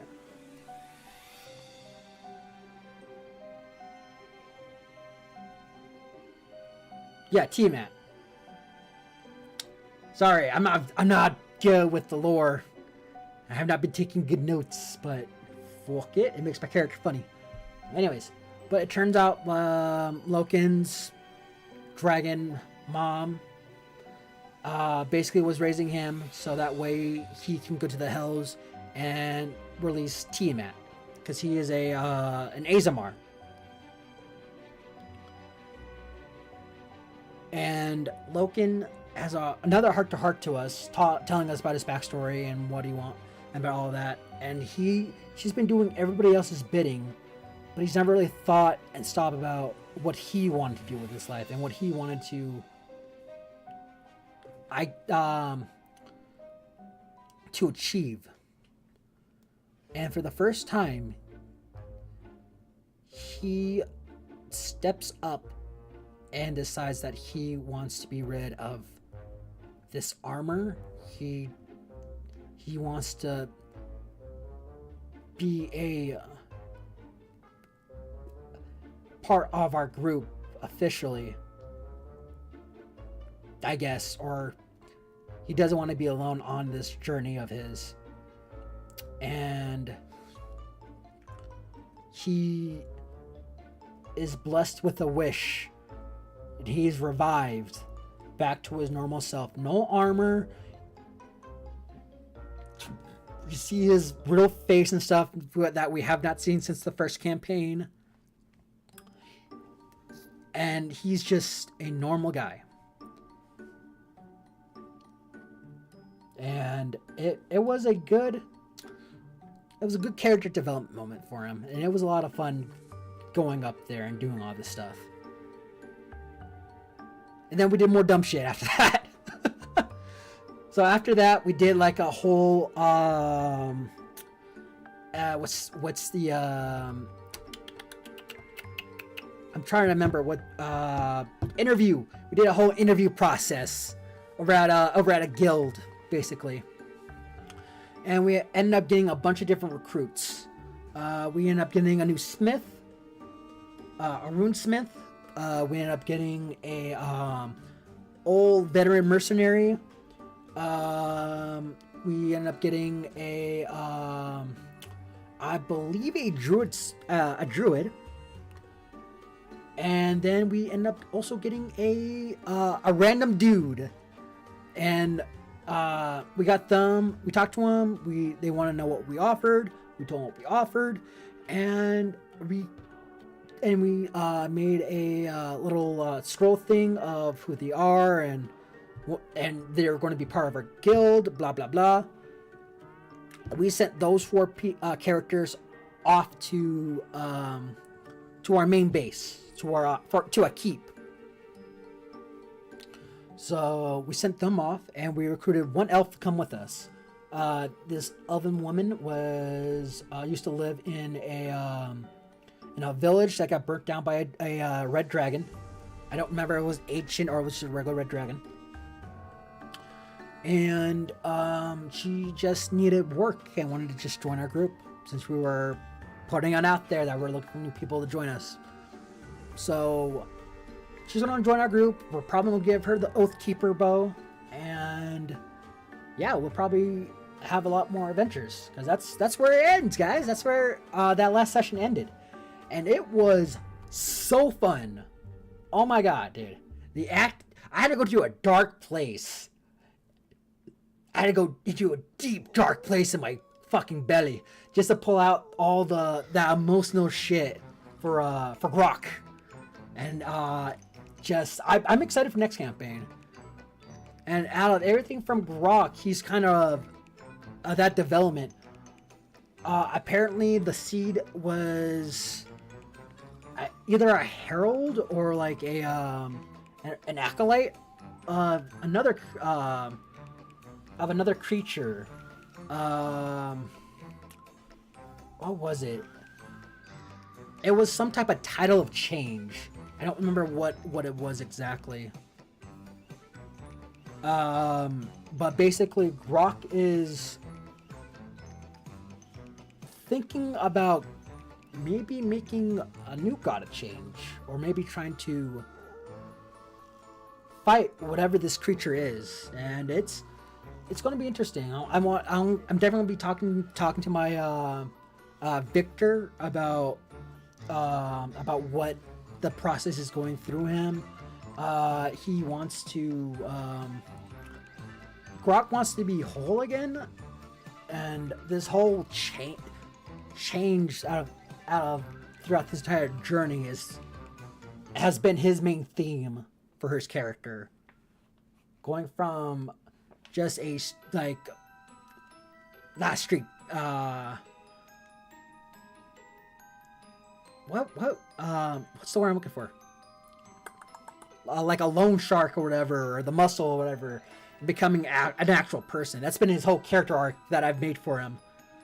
Cause like I've done small dumb little things for his character, like learning how to read. Yeah, street thug. Thank you. But I've been doing small things for him to be more to kind of help his character grow. So like having him wanting to like read and stuff like that, because in his mind, what he's been taught by the gang was that if you go to a library, that's a place of torture. Go in there and they'll beat your head with books and shit. Get the rulers down and smack you in the face. You know, just they want him to stay dumb, and the fact that I was able to bring that around and be like, oh yeah, no, Grok realizes the power of reading, and now his goal is to learn how to read Common. He learned how to, well, not learned. He knows Thieves Can't because, you know, interim criminal organization in the Forgotten Realms and stuff like that. So basically, he uses that. Thieves Can't is just like a bunch of symbols and stuff for the most part. That's how the lore for that works for them. And he uses that to kind of get inspired to like do like paintings and stuff like that.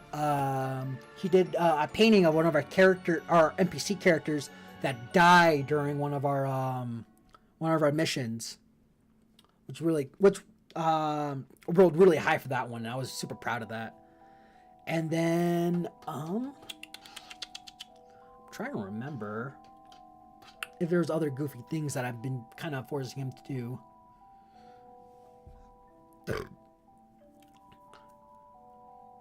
No, I think that's it. Those were two main goofy things that I wanted Grok to do, because it was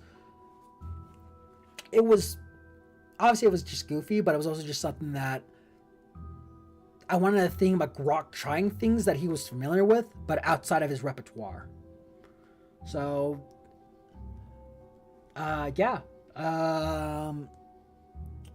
And I gotta think of a new character arc for him now after the change and stuff like that, which is going to be a lot of fun. Oh my god, how long have I been going on? Oh my god, it's 1:48. Shit.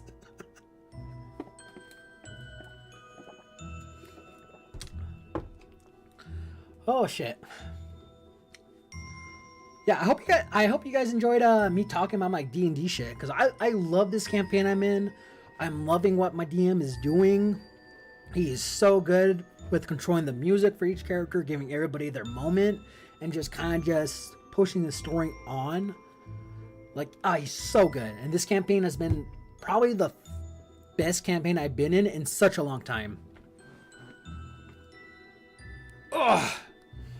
I'm hoping that I don't know what we're doing next campaign, because we're going to a big city. We have a sponsor that's gonna give us a mission to help them out and stuff like that. So we're it's definitely gonna be a lot of fun going up there. We could also go back to that forge too. We need to find something to light the forge, whether it be opening a portal to the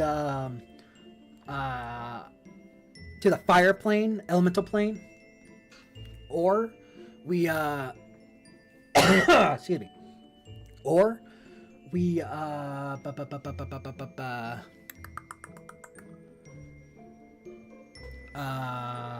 or we find a red dragon to help, I guess, make his nest in there to help, like, use the dragon's fire to, like, turn the forge back on.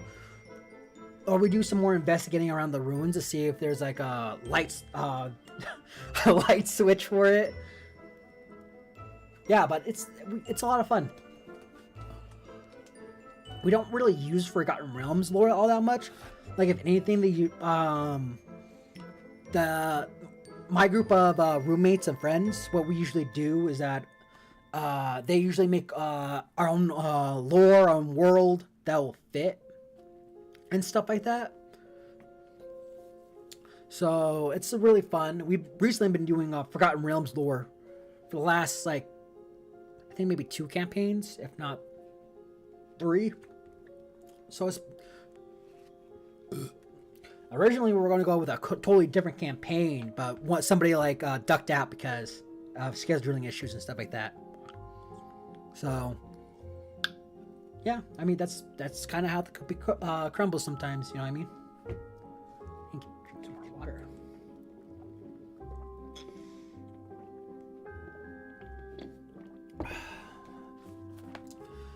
Anyways, I think I'm done talking about my D&D stuff, and I can go another hour. I'm gonna go for another hour, mainly because I already said we were gonna play we were gonna play Evil Within. So let me get rid of all this stuff. All right, there we go. Give me 1 sec. I'm gonna bring it back up.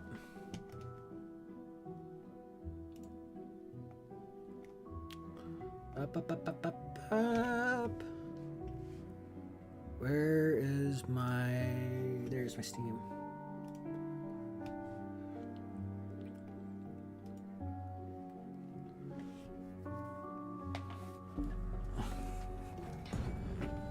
Maybe one of these days I'll go for like a full like lore of like of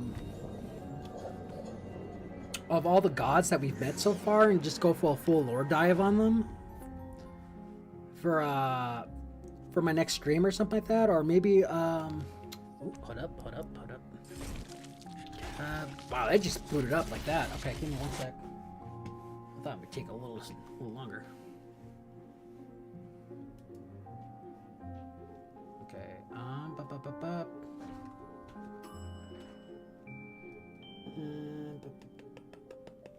let me between this real quick.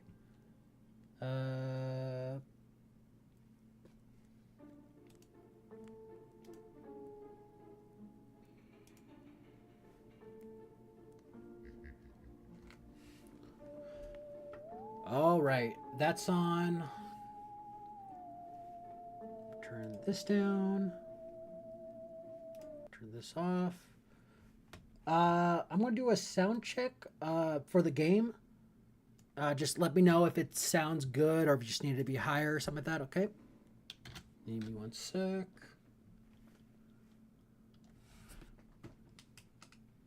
Oh shit, actually, hold up. Does my controller work for it? Please work for it.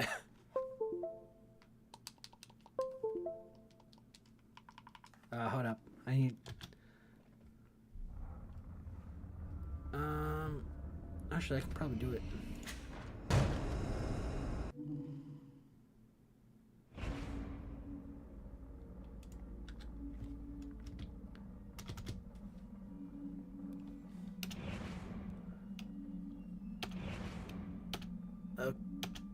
Okay. Oh wow, this... Oh my god. The way it's like moving with my mouse is just really weird.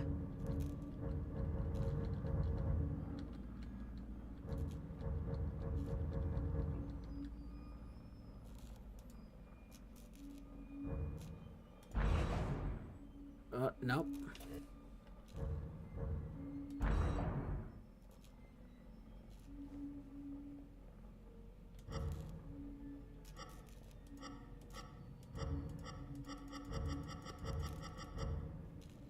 Ah, crap.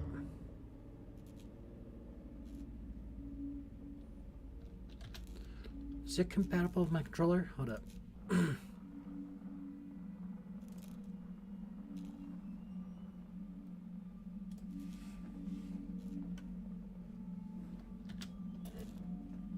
Oh, thank God. Alright, we're good. We're good. Actually, what am I doing? This other way, or not? No, not French. Show subtitles.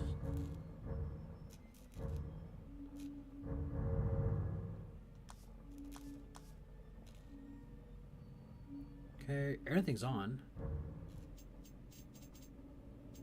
Don't want it.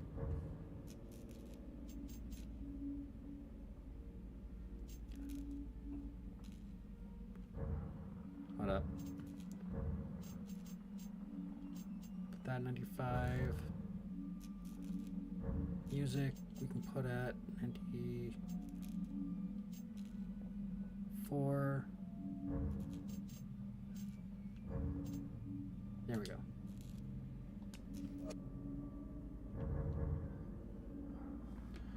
Turn up on my end. Alright. Is music coming in good for you guys? Or, not music. Sound?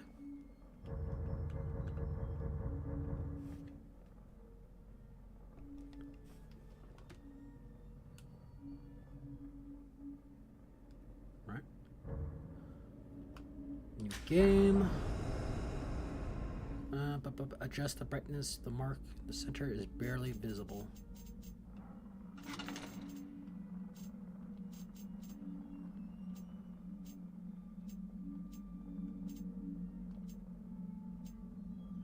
About shears.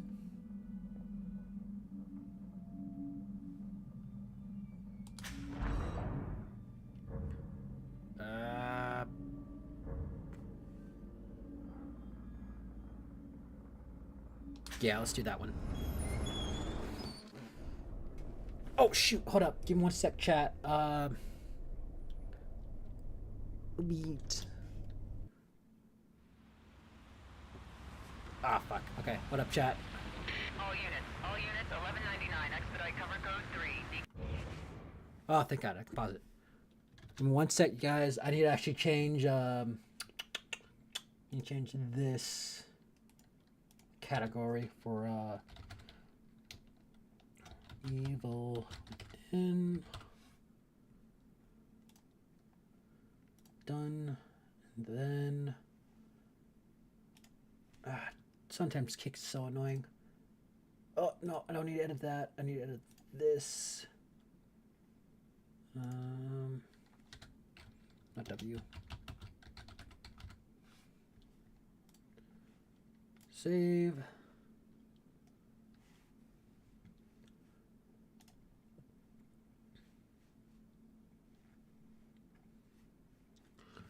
Right. I think I got everything set up.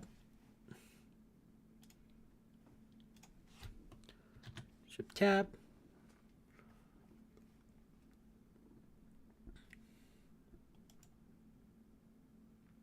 Okay. Mental hospital. 184 copy, code 3, ETA 3 minutes. Copy 184. Sorry, detectives. I know you're just coming off a case, but I'm afraid we're gonna have to make a detour. Sounds serious. Is it a riot? Oh my god, that's the Called voice out actor just that Ben before I 10. picked you up. Said it was multiple homicides. Half a dozen units already on scene. 131, please advise. Hey, maybe it's the ghost of that doctor who went schizo and chopped up all those patients. That's not what happened. Some patients disappeared. Some kind of scandal? Still, gives you the creeps, doesn't it? 127, 124, please respond. Joseph, you think there's a connection? It's a possibility. I believe the records were sealed. Anyone on scene, respond. What a nerd. Dispatch, this is Detective Castellanos in 184. What's the situation? Over. 184, be advised. Some problem reaching mountains on a Beacon Memorial. Is there any... Good. Damn it! Jesus! What my shot?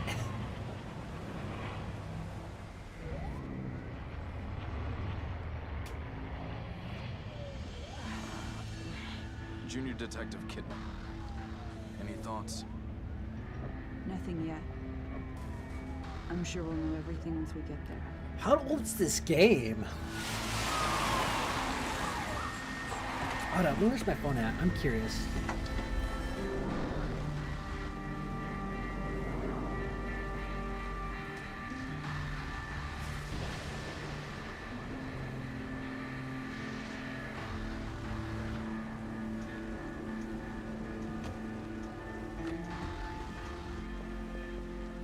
What do you make of it? Connolly, contact dispatch and let them know what's happening. Joseph, Kidman, you're with me. We're gonna have a look around. Right.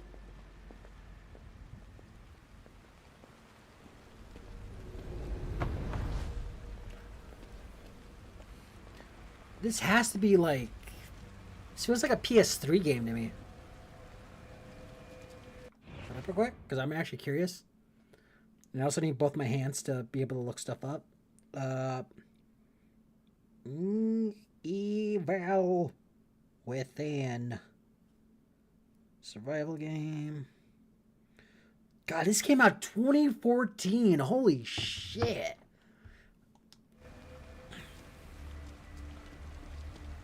Literally a decade ago. Fuck, I'm old.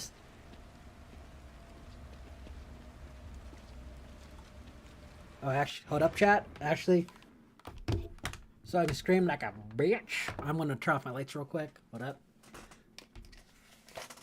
There we go. Yeah, this is one of the few times that I'm kind of happy that I don't have a actual VTuber model, because then I would have to like have some form of lighting for the camera or something. Okay. All right. There are no weapons left in their cars.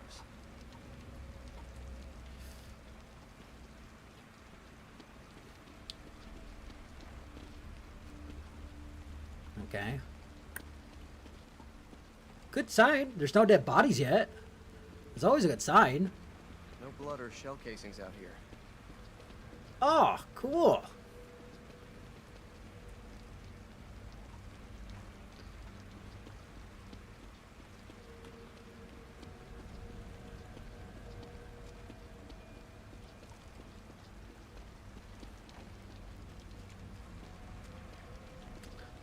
This is great. This is what I like the most. Even water's getting on my camera. That's great.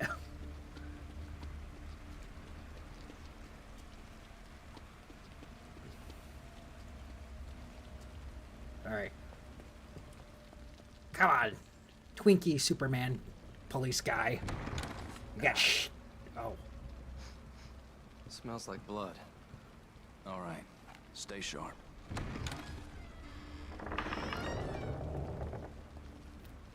We're gonna check it out. Don't let anyone else through this door. I can be an extra set of eyes. We don't know what's happening here. You're a backup. Is this just Outlast with guns? Because we're in like a mental ward, right? That's what they said earlier? And that's definitely screams mental ward restraints. Someone alive in here. Oh, is there? Is that, or was he questioning if somebody was? Oh, what the hell? What? That was floating. Wait, what? Huh?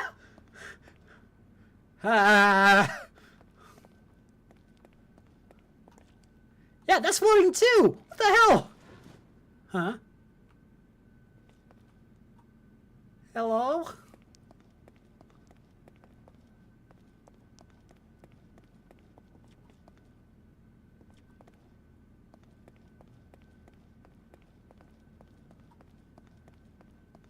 Oh, God. Oh, jeez. Can't jump. Why can't I jump? Are you injured? What happened here? Can't be real. Impossible. Ruvik is... I've got him. The security cameras might tell us something. I like that name, Ruvik. I might actually make that my next D&D character name.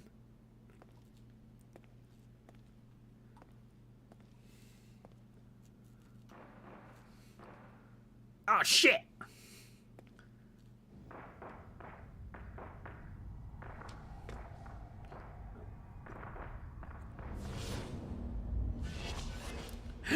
He's an X-Men!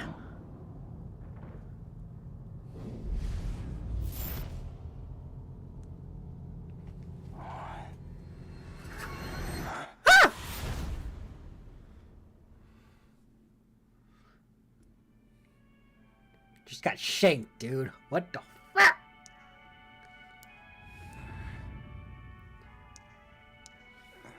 Oh, great. I'm in the sewers.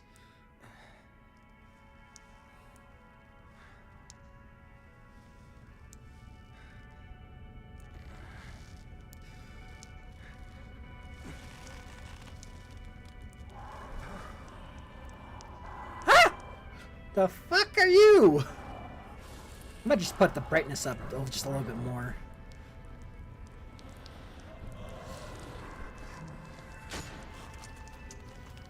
It's very slow camera move, apparently. What are you doing?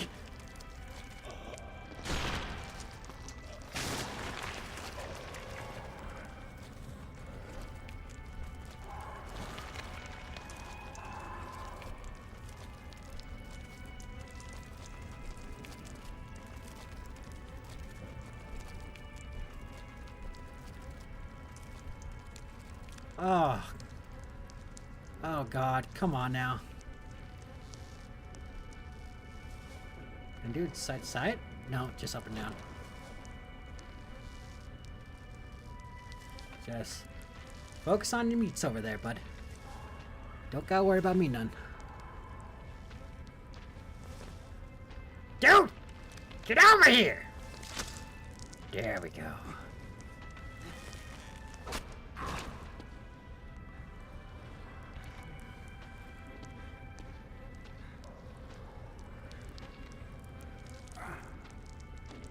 Shut up, dude! It's right there! Can I sneak? Can I shank a bitch?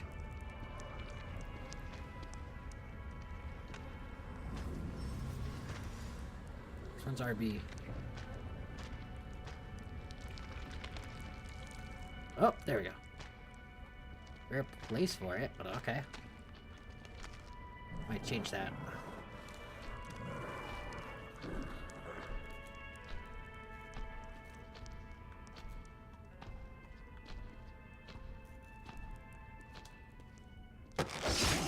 There, got him! Must wanna...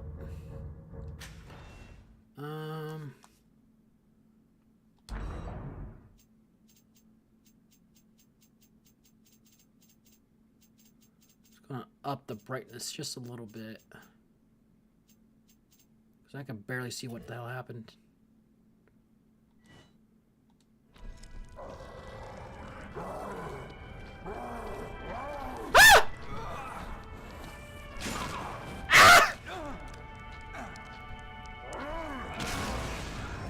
Ah! Great! Cool! Off to a great start, you guys. Why didn't you die?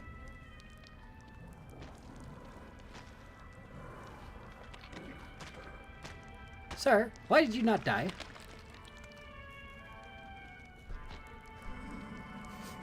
Got sniff an ass, boy.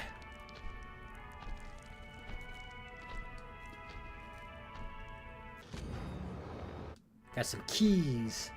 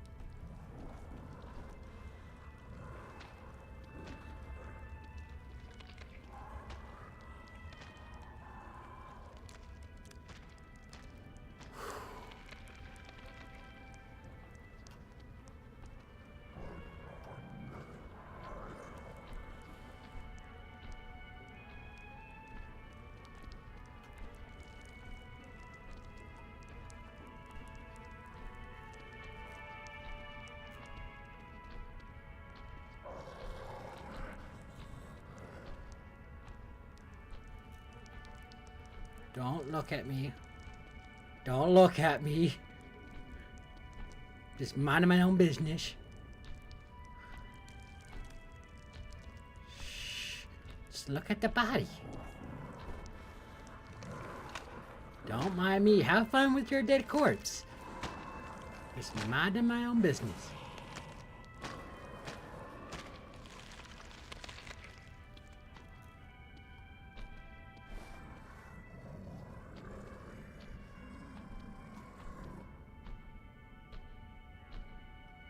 Don't see me, don't see me, don't see me.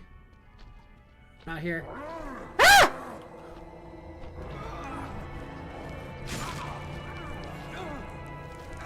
Ah! No. Where am I supposed to go?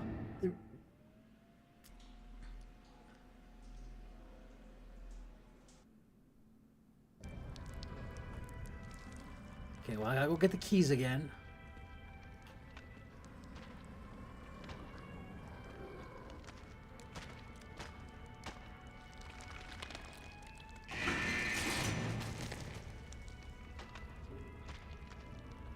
Okay.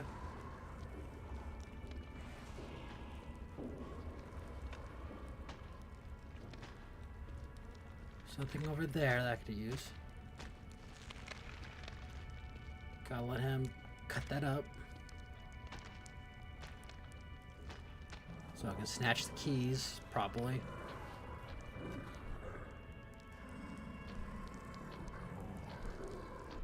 Okay, keep on going over there, Mr. Creepo.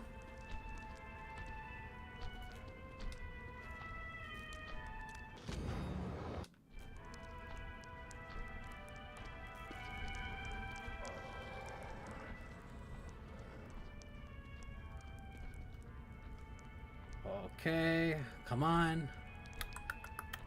Come on. Come on, bud. Come on. That's right. Go back to your meat pile, bud.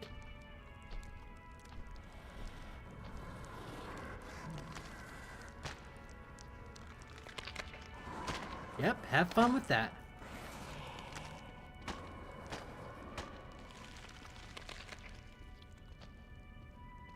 Oh no, don't come over here, bud. Stay over there. Yeah, I'm not supposed to go through here? Yeah, just kill me. Which begs the question, where am I supposed to go?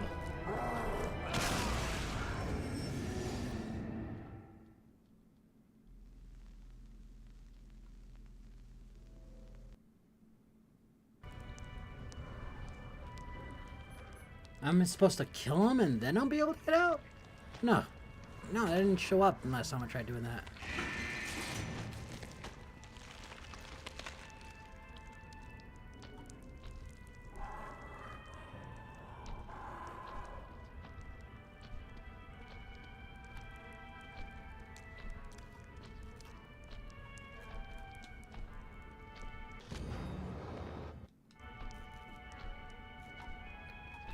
Let me go back over here real quick. Maybe I missed something back here?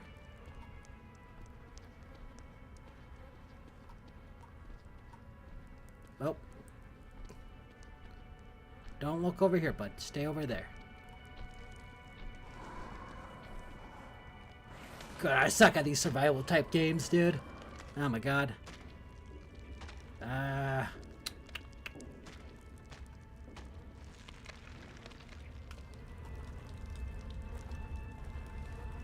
I'm gonna go ahead and climb. Oh, wait.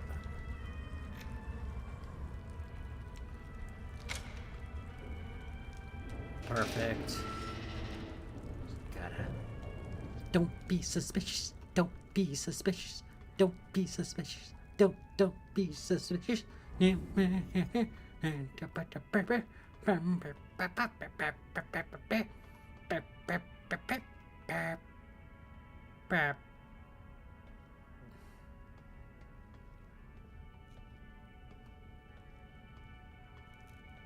Oh no, I don't like how. Ah!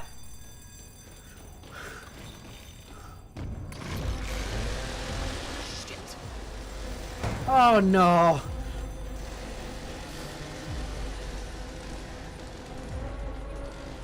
Oh jeez, oh no.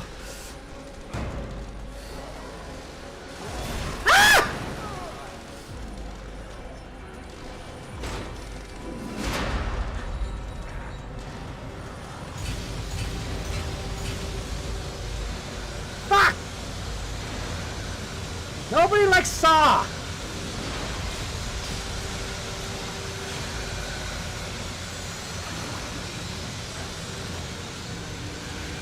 Oh, this is so unhealthy. Not good.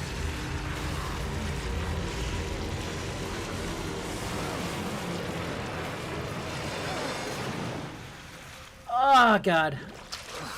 I'm getting hepatitis or something after this. Oh, God.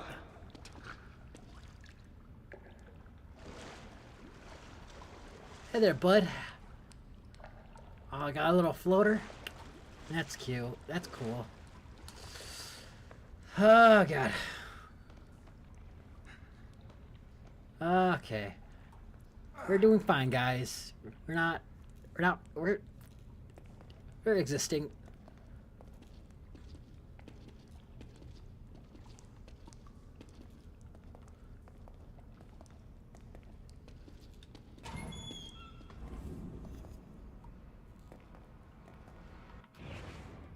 Alright guys, I will be right back. I gotta go use the restroom real quick. So, just hang out for a little bit. It should take me less than 5 minutes. Alright? Be right back.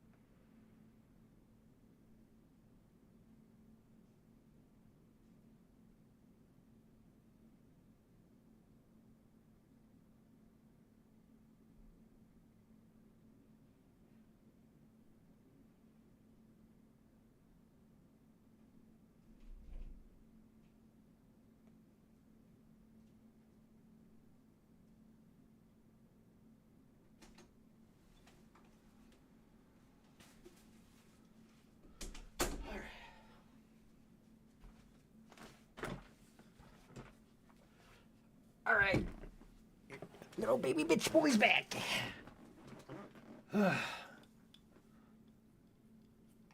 God, I am not used to playing horror games at all. I've played like some of Last of Us, but I mean, like, even then, I don't play these type of games. That's not really my favorite type of genre. But, you know, I wanted to do something outside of what I'm normally used to. God.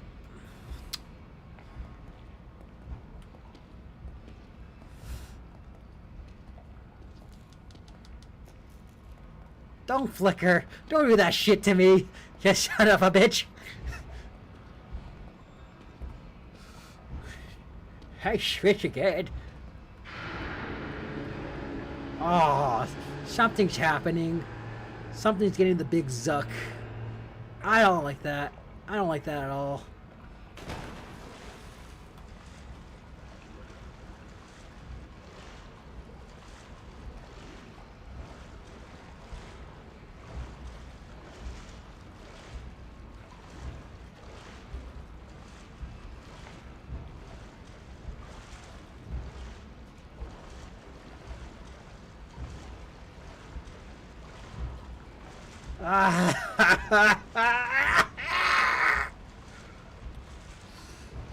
Jesus Christ.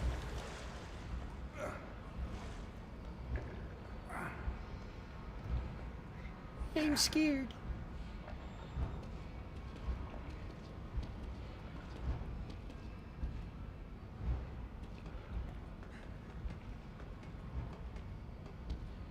Nothing? Okay. Wait! Is there things? No, but it's a good hiding place, though. Why did you close on your own? Why did you... Why? Please don't pop up. Please, nothing scary pop up. Oh, God. Okay. Where's the exit? Yeah. Oh, an old note from the sewers. Besides the locked gate at the far end of the sewers, there is a ladder which would take you to the old ward. If you could make it through there, you would find an elevator leading outside. You would be the one who escaped. You might be the one who survived. R.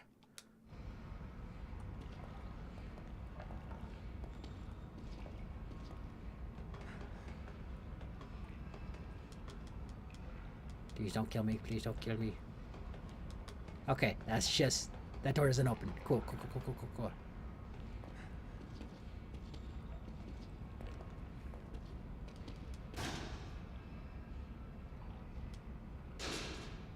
Oh, my keys don't work for this? Okay. I mean, I gotta find the keys to open it.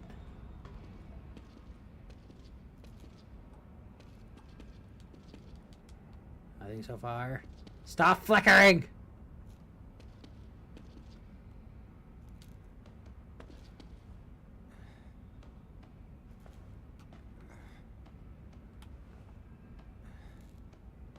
Wait.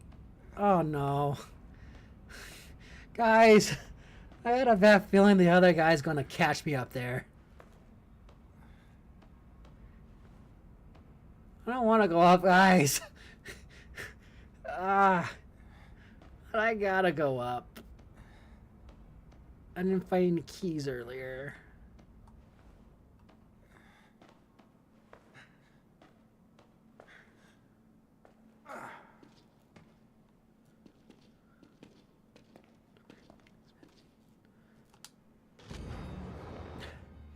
Boiler room notes. 1300. Steam system upgrade test begins. Okay. It goes for a little bit. 315. Success. Confirmation of brainwave synchronization. Losses minimal. Losses minimal. Continuing experiment. Agent collects the data. 1330. Anomaly occurs. Not with the subject. Well, and then fell into a coma for reasons unknown. Doctors orders the stem system terminated. 1345. Staff begin complaining of nausea and falling unconscious one after another. Those who can still move plan their escape from the hospital before the known reasons are unable to. The stem system should have been deactivated. Subject maintains brainwave synchronized with the host. 1400. That man appeared. What a man. Alright.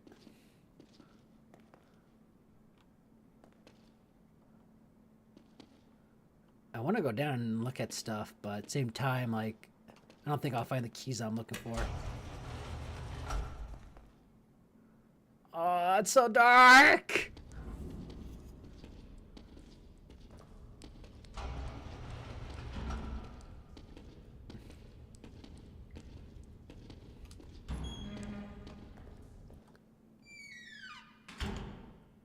Being sneaky. Because I don't trust no one around here.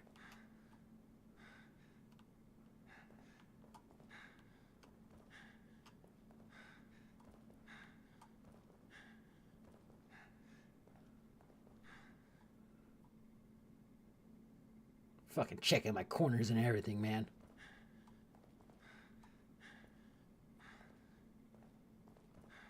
Okay, that's just wall. Cool.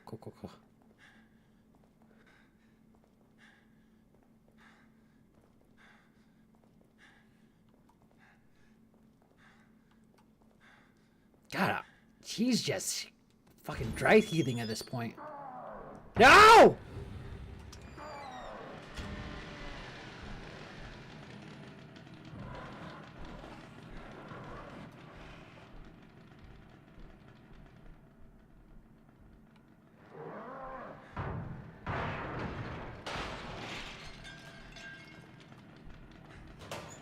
Hide!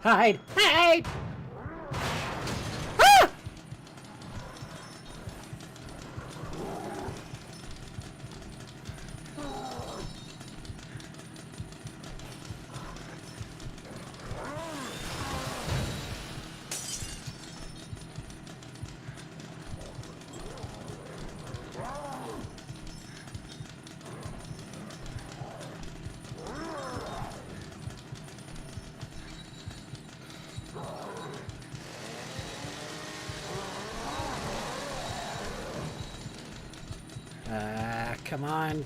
Get out of here!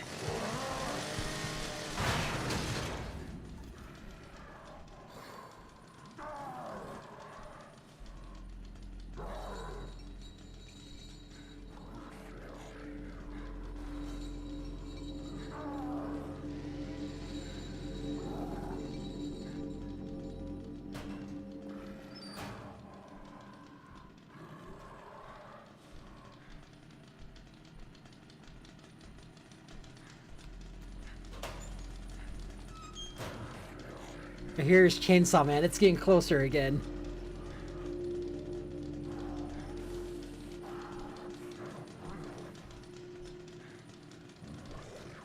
I could have been off the clock, man. Could have been home, relaxing.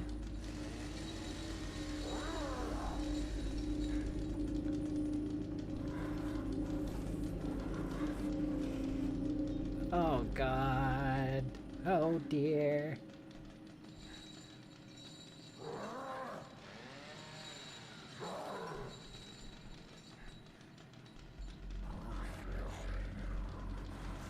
I feel like he's right around the corner.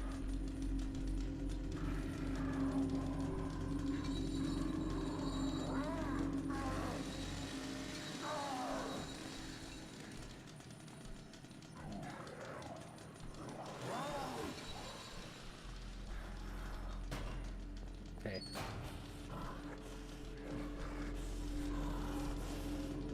He's in there. I know he's in there.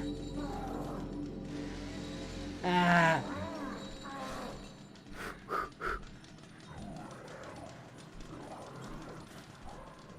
I just saw a shadow.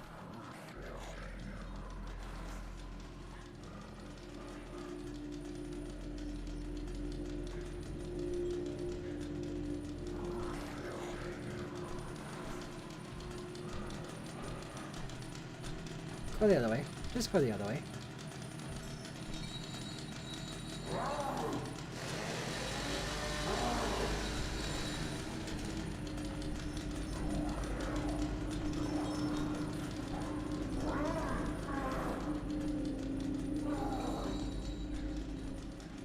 Can't let him see me. No shit, Sherlock.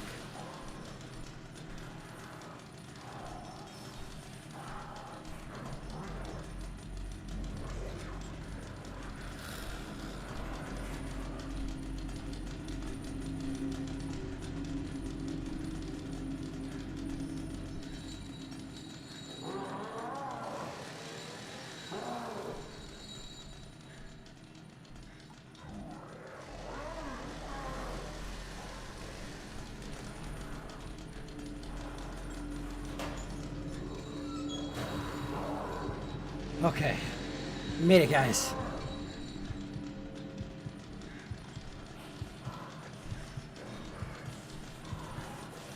Just gonna stay here for like maybe a minute.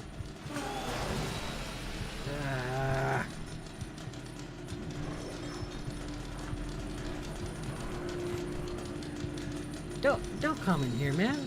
Don't need to come in here, bro. Who are you trying to scare, man? Just oh wait, go. Shoot, go.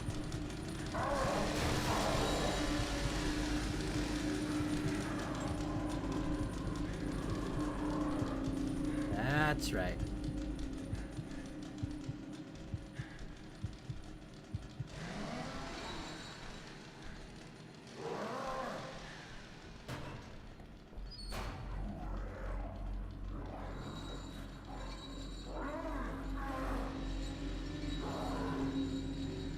I don't know where he is, and that's more scarier.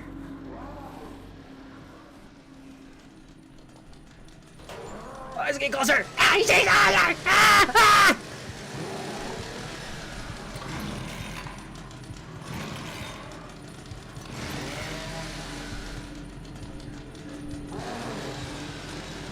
Fuck, he saw me! He saw me! God damn it!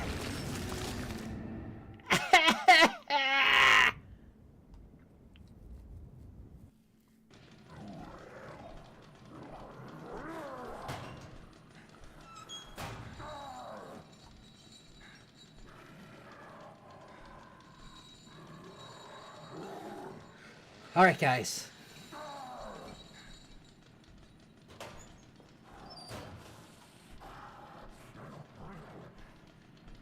So I think we only go in there once. When his back's to me. Oh, turn around. Just go over there. Go over there. Go over there. Come on. Good. Keep walking. Just keep on walking. You don't care about me. You never cared about me.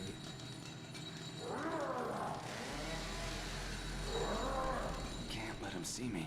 No shit, Sherlock.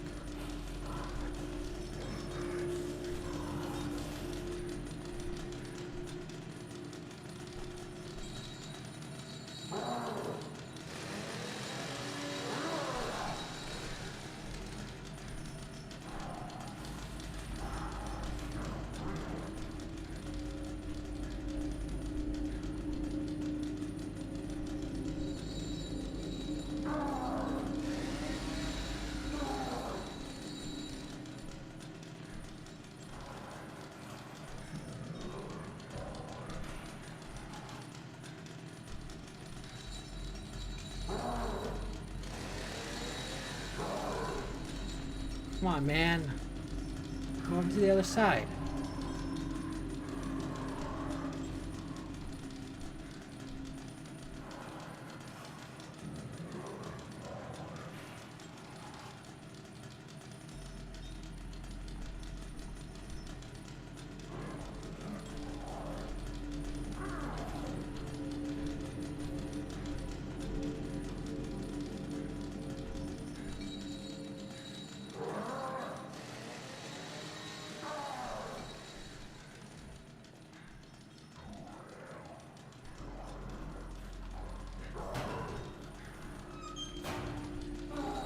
Okay. Once he hears that, he'll freak out. Start heading over towards here.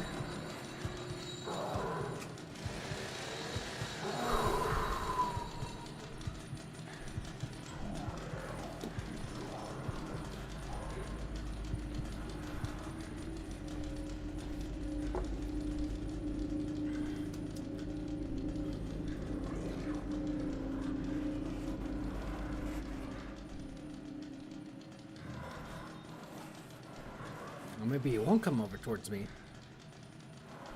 I wonder what made him come towards me last time. Maybe he heard the slamming and then came over?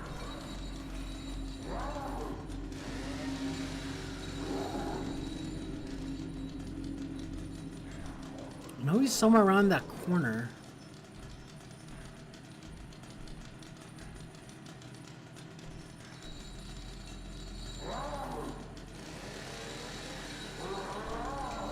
I see him flailing about.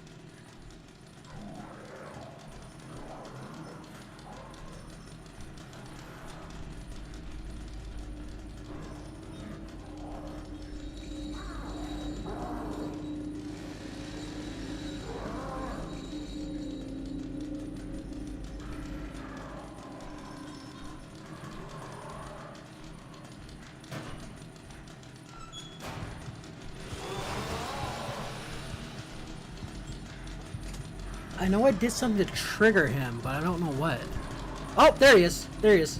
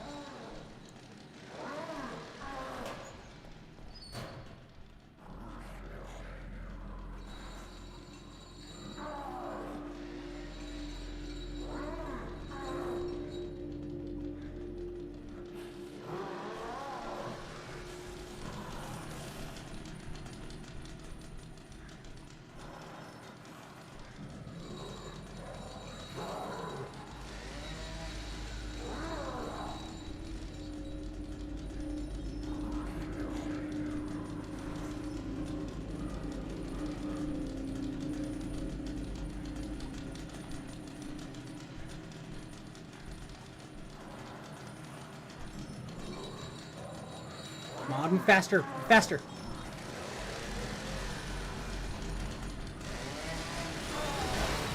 Ah! Ah!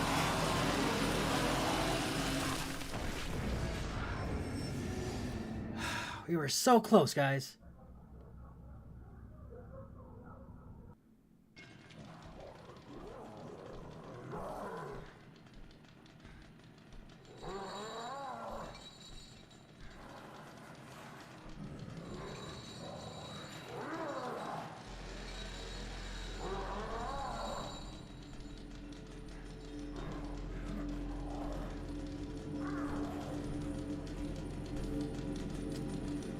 Maybe I gotta change my strat a little bit. Maybe I should go in while he's in there.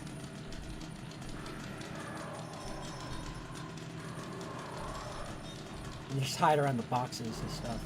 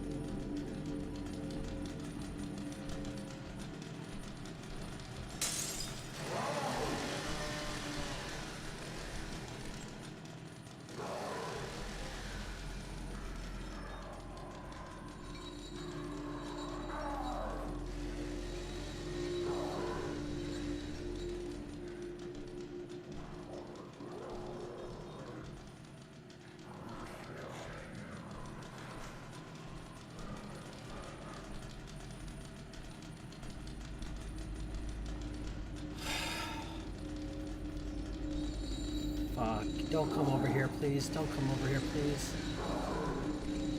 Looks like the bottle trick worked really well.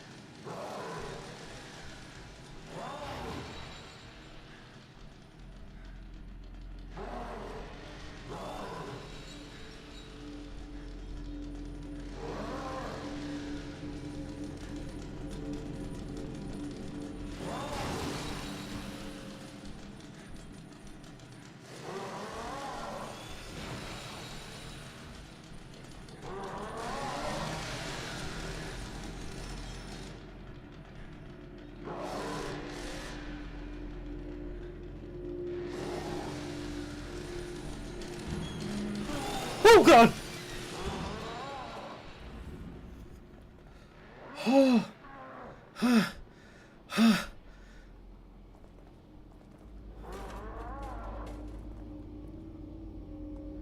Chat, I wanna go home! Oh god damn.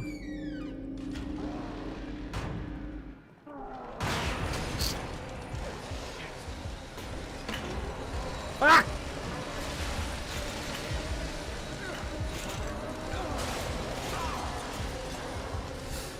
Come on!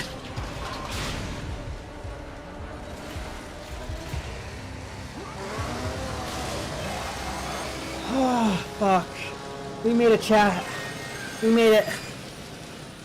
Oh, God. Fucking hell, dude.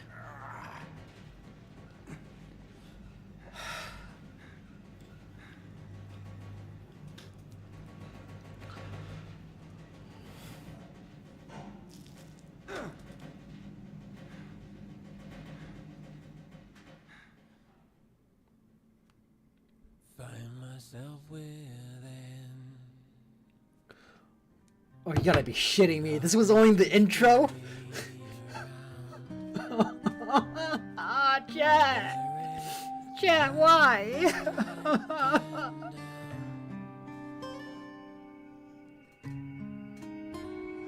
Oh, chat, I'm scared.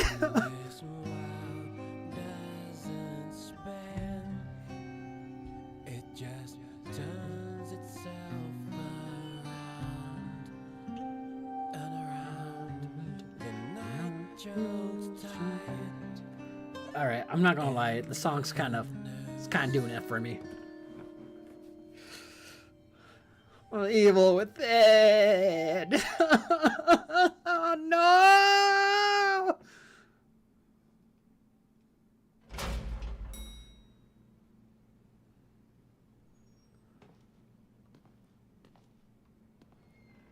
Alright, I'm not limping. That's a good stuff. Bro, I don't play scary games, alright? Ah!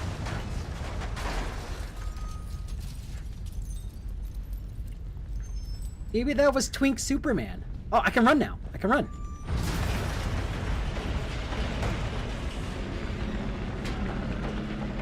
We're getting the fuck out of here! Ah!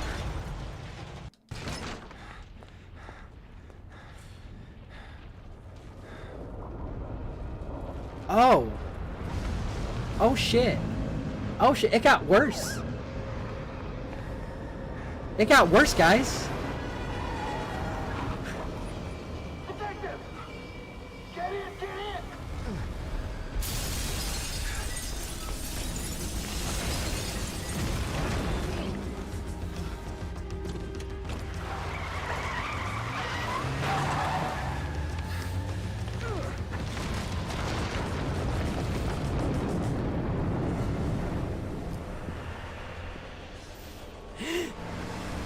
Is that Nightcrawler?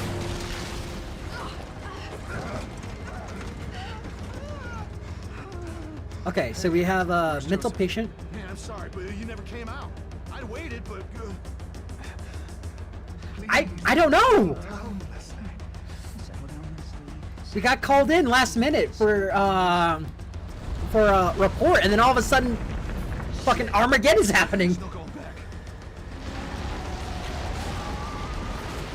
I'm gonna miss Yuri, or whatever that character was called. Oh my god, dude. Where are the people? Because there's like no one freaking the fuck out besides us. It's a ghost town.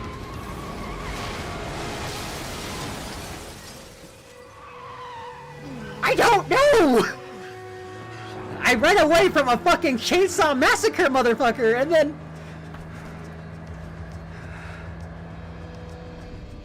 Maybe? I know the Rapture was last Sunday, apparently. Was it Sunday? It was either Sunday or Saturday. Either way. Oh, that was a nice shot. That was a really nice shot. I'm not gonna lie. I'm impressed.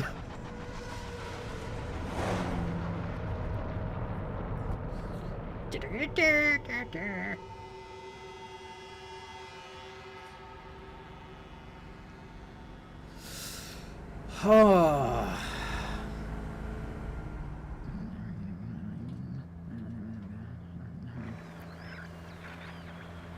Damn it. Are we cut off from everyone? Everyone must be dead. Everyone all right back there? Just a few bumps. We're fine. Fine. Fine. Fine. We will be once we're far away. Fine. A little further and we'll be fine. Is this California? And it's fine. It's finally seeking. Fine. Fine. Fine. Fine. Fine. Fine. Fall! Fall! Oh god. Smart, I think you're right. I think we are gonna fall. No. What? What? But you were my boy.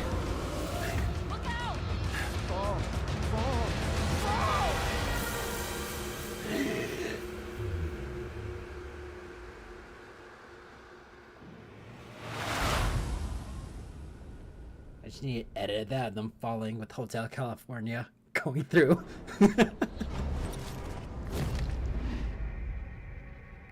We did it, guys. We survived Chapter 1. Holy shit.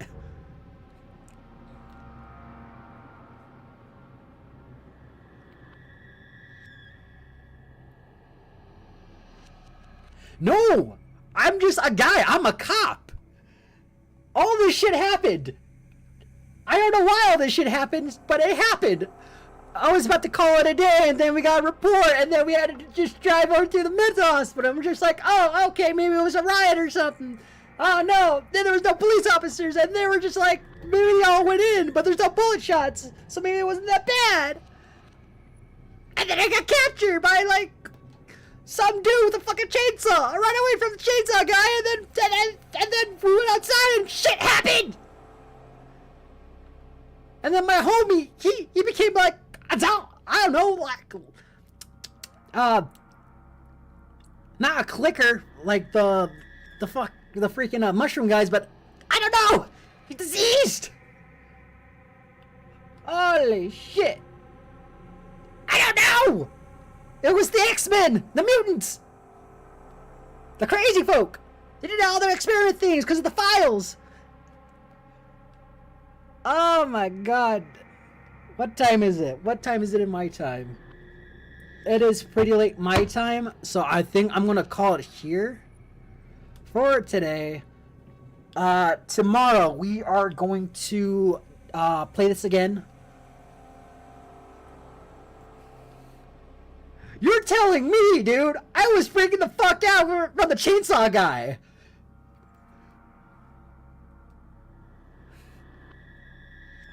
Like, holy shit, dude. Oh.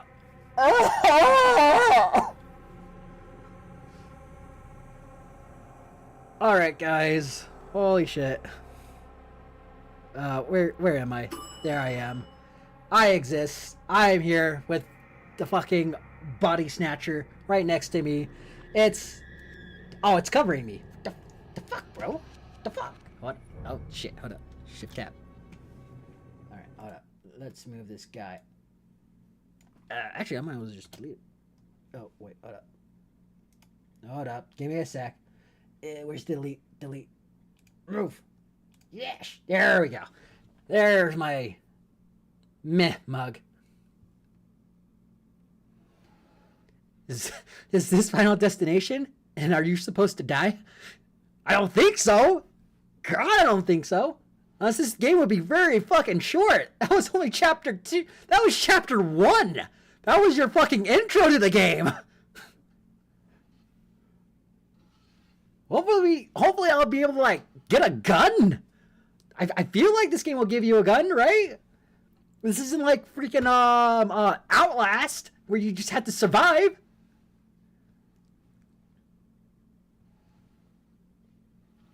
Hopefully it's not the world. Maybe it's just the city.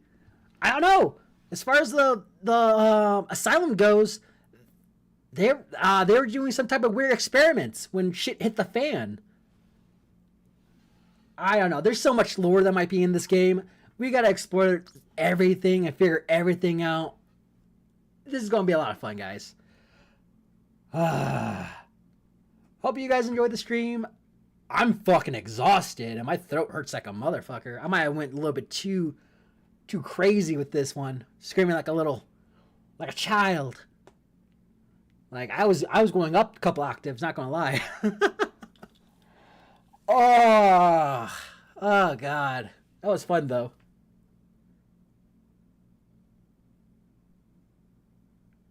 Sparta, you son of a bitch. You son of a bitch. Enjoying my suffering. No, I'm excited too.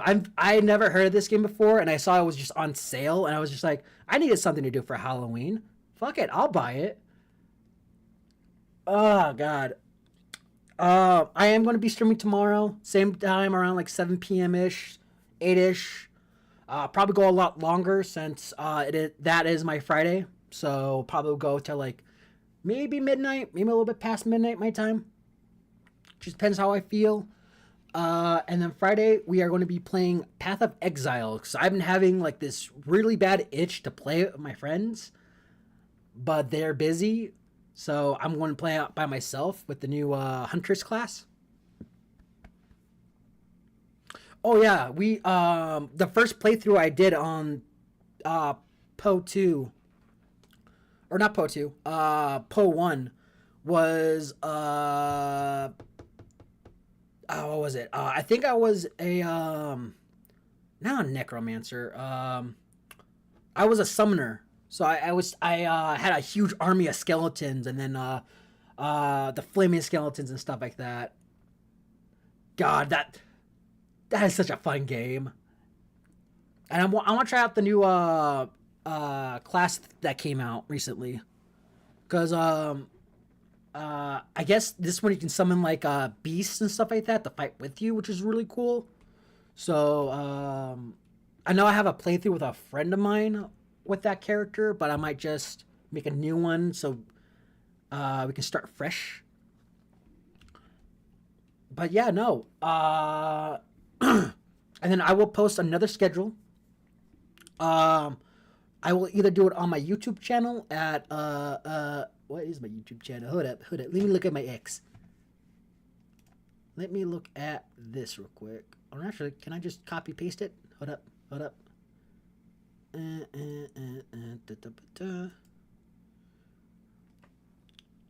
Give me a sec. I think I have stuff for this. Give me a sec. Figuring shit out.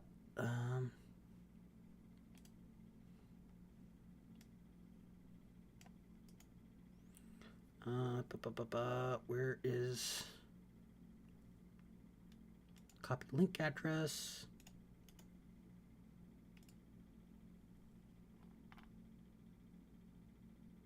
Oh, it does. That's what it does. Okay, hold up. I have to work on my my Twitch bot.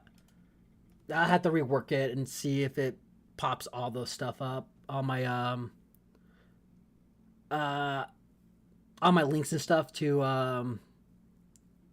my Twitter, YouTube, stuff like that. Shit, I'm tired. Anyways, if you want to see me suffer more, you can look on my Twitter page at DragonBoy810, DragonBoy BOI 810. I usually post my schedule on there. I'm also going to try to post my schedule on YouTube now, because I do stream on YouTube also at the Dragon Horde Hotel, but you can also find me at DragonBoy810 on YouTube. Twitch, it's DBKoken810, same with Kick. So, you want, those are all the platforms that I stream on. This is a lot of fun. And yeah, no, if anything changes or something like that, I'll definitely be posting like a post on Twitter and YouTube. So just keep your eyes on those just in case. And I'll talk to y'all later. This was a lot of fun. Can't wait to play tomorrow. Bye.